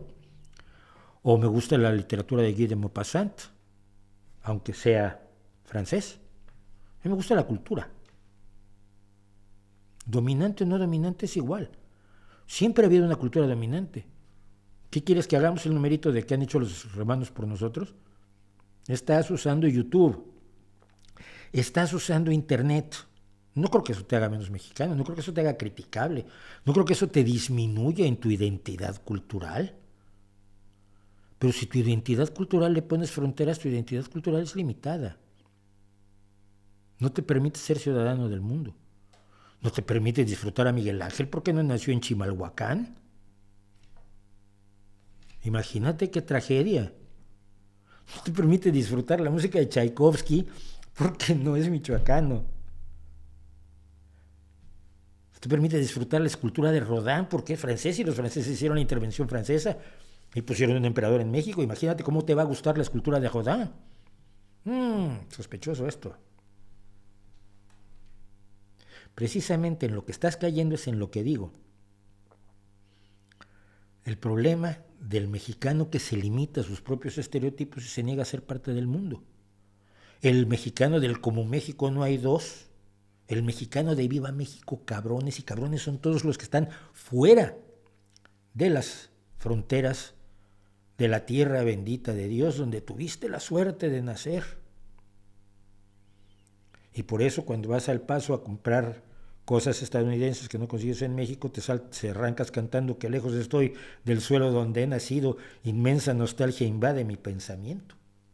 A los 10 metros de la frontera ya estás cantando la canción mixteca. ¿En serio tan limitado quieres estar? ¿En serio tan limitado quieres vivir? ¿En serio tan cerrado al mundo, creyéndote diferente y en cierta medida superior, vas a poder crear a tus hijos en vez de hacerlos parte de la experiencia universal?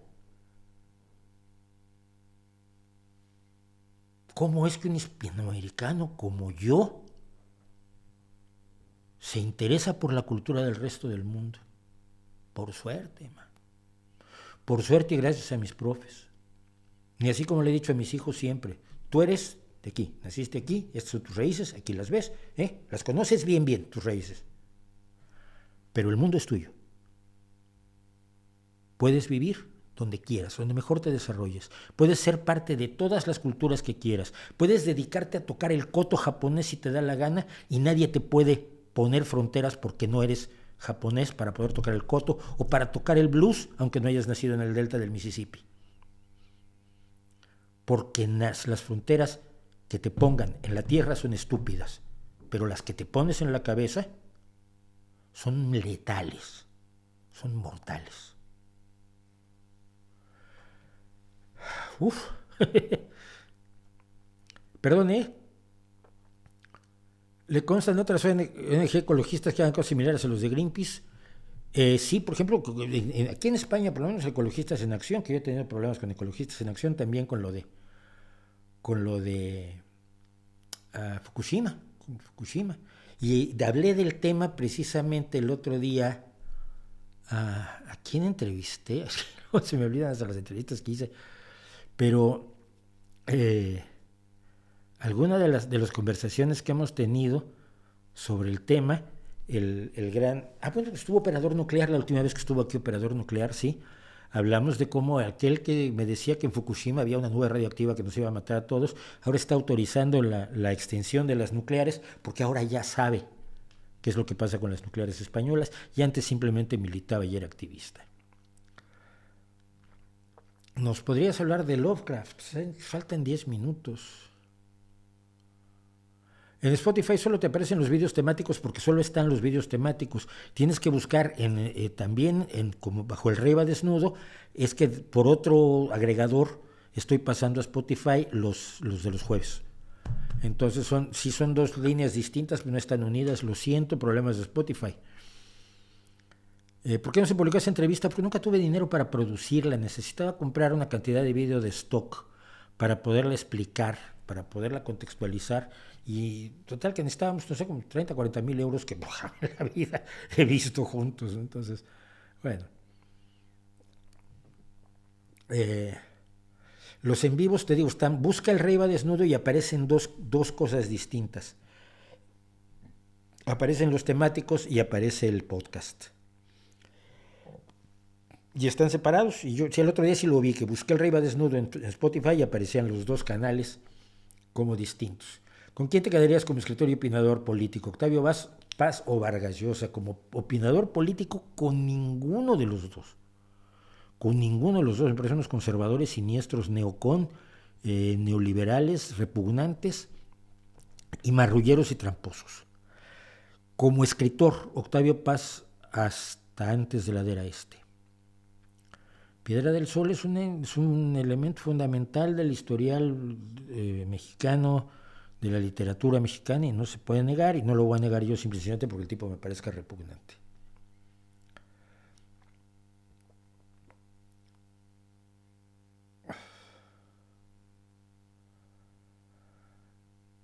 Bueno, ¿qué opinas de revistas como Muy Interesante o Cuo, que mejor que existan a que no existan?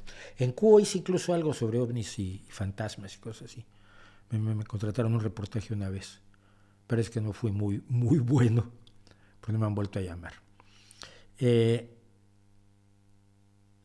¿Por qué la crítica especializada odiaba tanto a Rush y ahora los consideran a las mejores agrupaciones de la historia? Pues la crítica especializada es inútil, es inservible. El crítico es aquel que no pudo hacer. Salvo que sea una crítica basada en conocimientos musicales muy claros, pero en ese caso casi nunca es tan militante. La crítica inventa cosas, inventa géneros, inventa corrientes. ¿Tú crees que los surrealistas se llamaron surrealistas al principio? No, los impresionistas no se llamaron impresionistas al principio. Y el Renacimiento se llamó Renacimiento en el siglo XIX. Es decir, muchas de las corrientes artísticas son invenciones de la crítica. Nadie se sienta, no sé, estoy pensando, Rush no se siente y dice, vamos a hacer rock progresivo. No. Se reunieron, dijeron, nos gusta mucho la música, ¿qué tal que somos la orquesta sinfónica más pequeña del mundo? ¡Ay, sí, qué divertido! Entonces vamos a trabajar para ser la orquesta sinfónica más pequeña del mundo. Pero los fans estaban allí, siempre. Los fans siempre estuvieron allí. Así que, ningún caso. Yo trato de no hacerle caso. La crítica literaria es que a veces es lamentable. Me acuerdo mucho de uno en México que publicaba la crítica de un libro cada 2 días, creo, en Excelsior, ¿no? ¿Cómo te da tiempo de leerlos todos? Y dice, ¿quién te dijo que los leo todos? Fue el inventor del solapismo. Leía la solapa del libro y te lo criticaba con eso. ¿Algún superhéroe favorito? Por historia, Spider-Man. Te cuento. Nosotros, es que tienes que remontarte a cuando empezó Spider-Man. Teníamos una serie de superhéroes que eran todos prístinos, perfectos, inmarcesibles, indomitables, invulnerables. Que tú decías, ¿qué chiste tiene Superman si es invulnerable, no? Absurdo. Y entonces compré el número 1 del Hombre Araña, que en México se llama el Hombre Araña todavía. Y era un adolescente con problemas como los que teníamos los adolescentes. Chico, era otro mundo.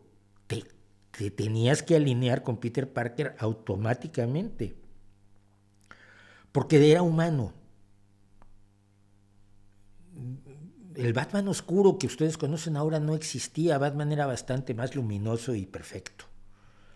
Y sin las cuestiones así de enorme atormentación propia que luego hemos visto, sobre todo desde que algunos se han entrado en la historia de Batman. Pero no, los superhéroes eran Aquaman, el Capitán América, hazme el favor, y el Hombre Hormiga. Y entonces Peter Parker era otro mundo. Peter Parker era un joven con problemas al que no le resolvía nada sus superpoderes. Le exigían cosas, pero le había costado la vida a su tío. Y entonces, sus poderes. Entonces, se enfrentaba a una serie de conflictos que no había visto ningún superhéroe en la historia del cómic hasta ese momento. Por lo menos en la historia de los superhéroes. No hablo de cómics existenciales brutales como todos los de terror que hizo ese cómics antes de que la censura estadounidense los matara. Y que yo también los leía. Entonces, sí, evidentemente desde entonces y hasta acá, Spider-Man es mi favorito, aunque obviamente han hecho cosas con el personaje que a veces dices tú, ¿para qué? Déjalo, hombre. No toques eso que lo ensucias.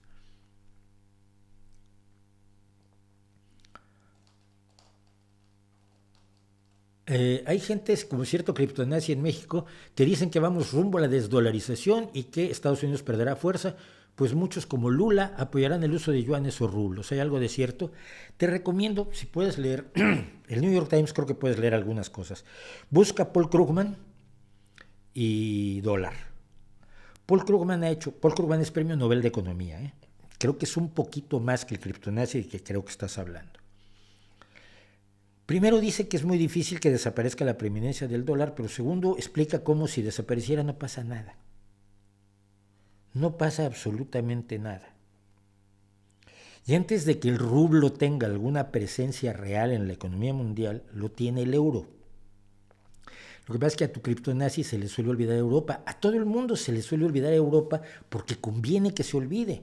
Vamos a lo multipolar. En vez de Estados Unidos, la Unión es Rusia y Estados Unidos. Oh, ya son dos polos. Hoy estás olvidando de China. Bueno, y China. China económicamente es una potencia. Rusia no, Rusia es un vendedor de materias primas. Rusia vende materias primas, es un país del tercer mundo, es como Centroamérica en 1970. Vende gas, vende petróleo, vende metales. No vende tecnología, no vende servicios, no vende productos de alto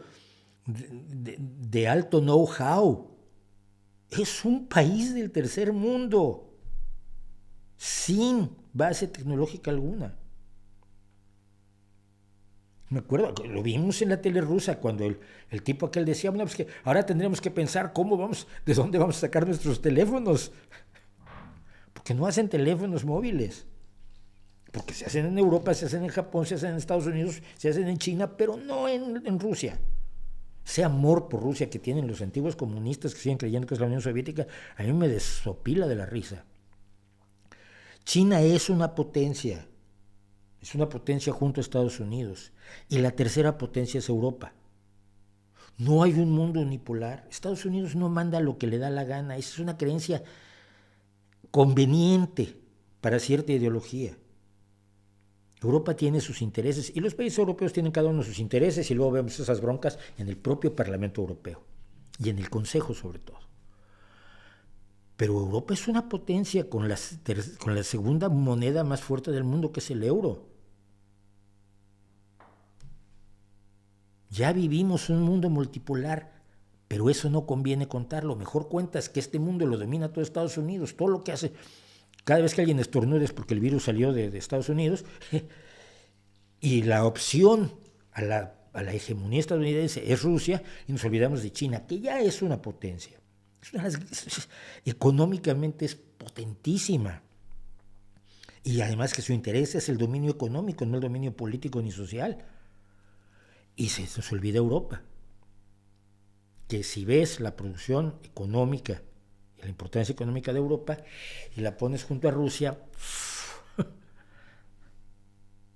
es poner a Mike Tyson a pelear con un niño de 12 años malnutrido. Por favor.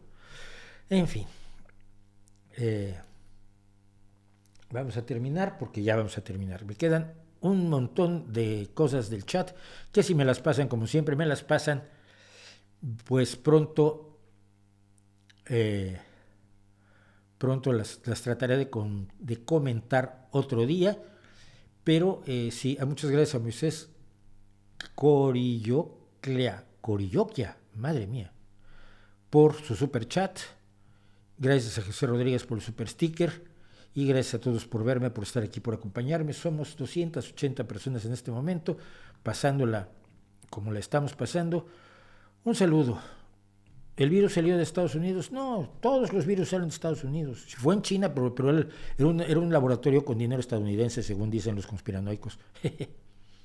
Por favor, no hagamos caso de los conspiranoicos. Se me quedaron muchas cosas todavía, pese a todo, en la faltriquera, como pasa siempre. Así que pues no nos queda de otra que agradecerles que nos acompañen, agradecer que me escuchen, agradecer que traten de pensar sobre todo y ayuden a otros a pensar. Y por favor, apóyennos, recomienden el canal, que nos va a hacer mucho bien. Y ahí les dejo mi reputación para que la hagan pedazos.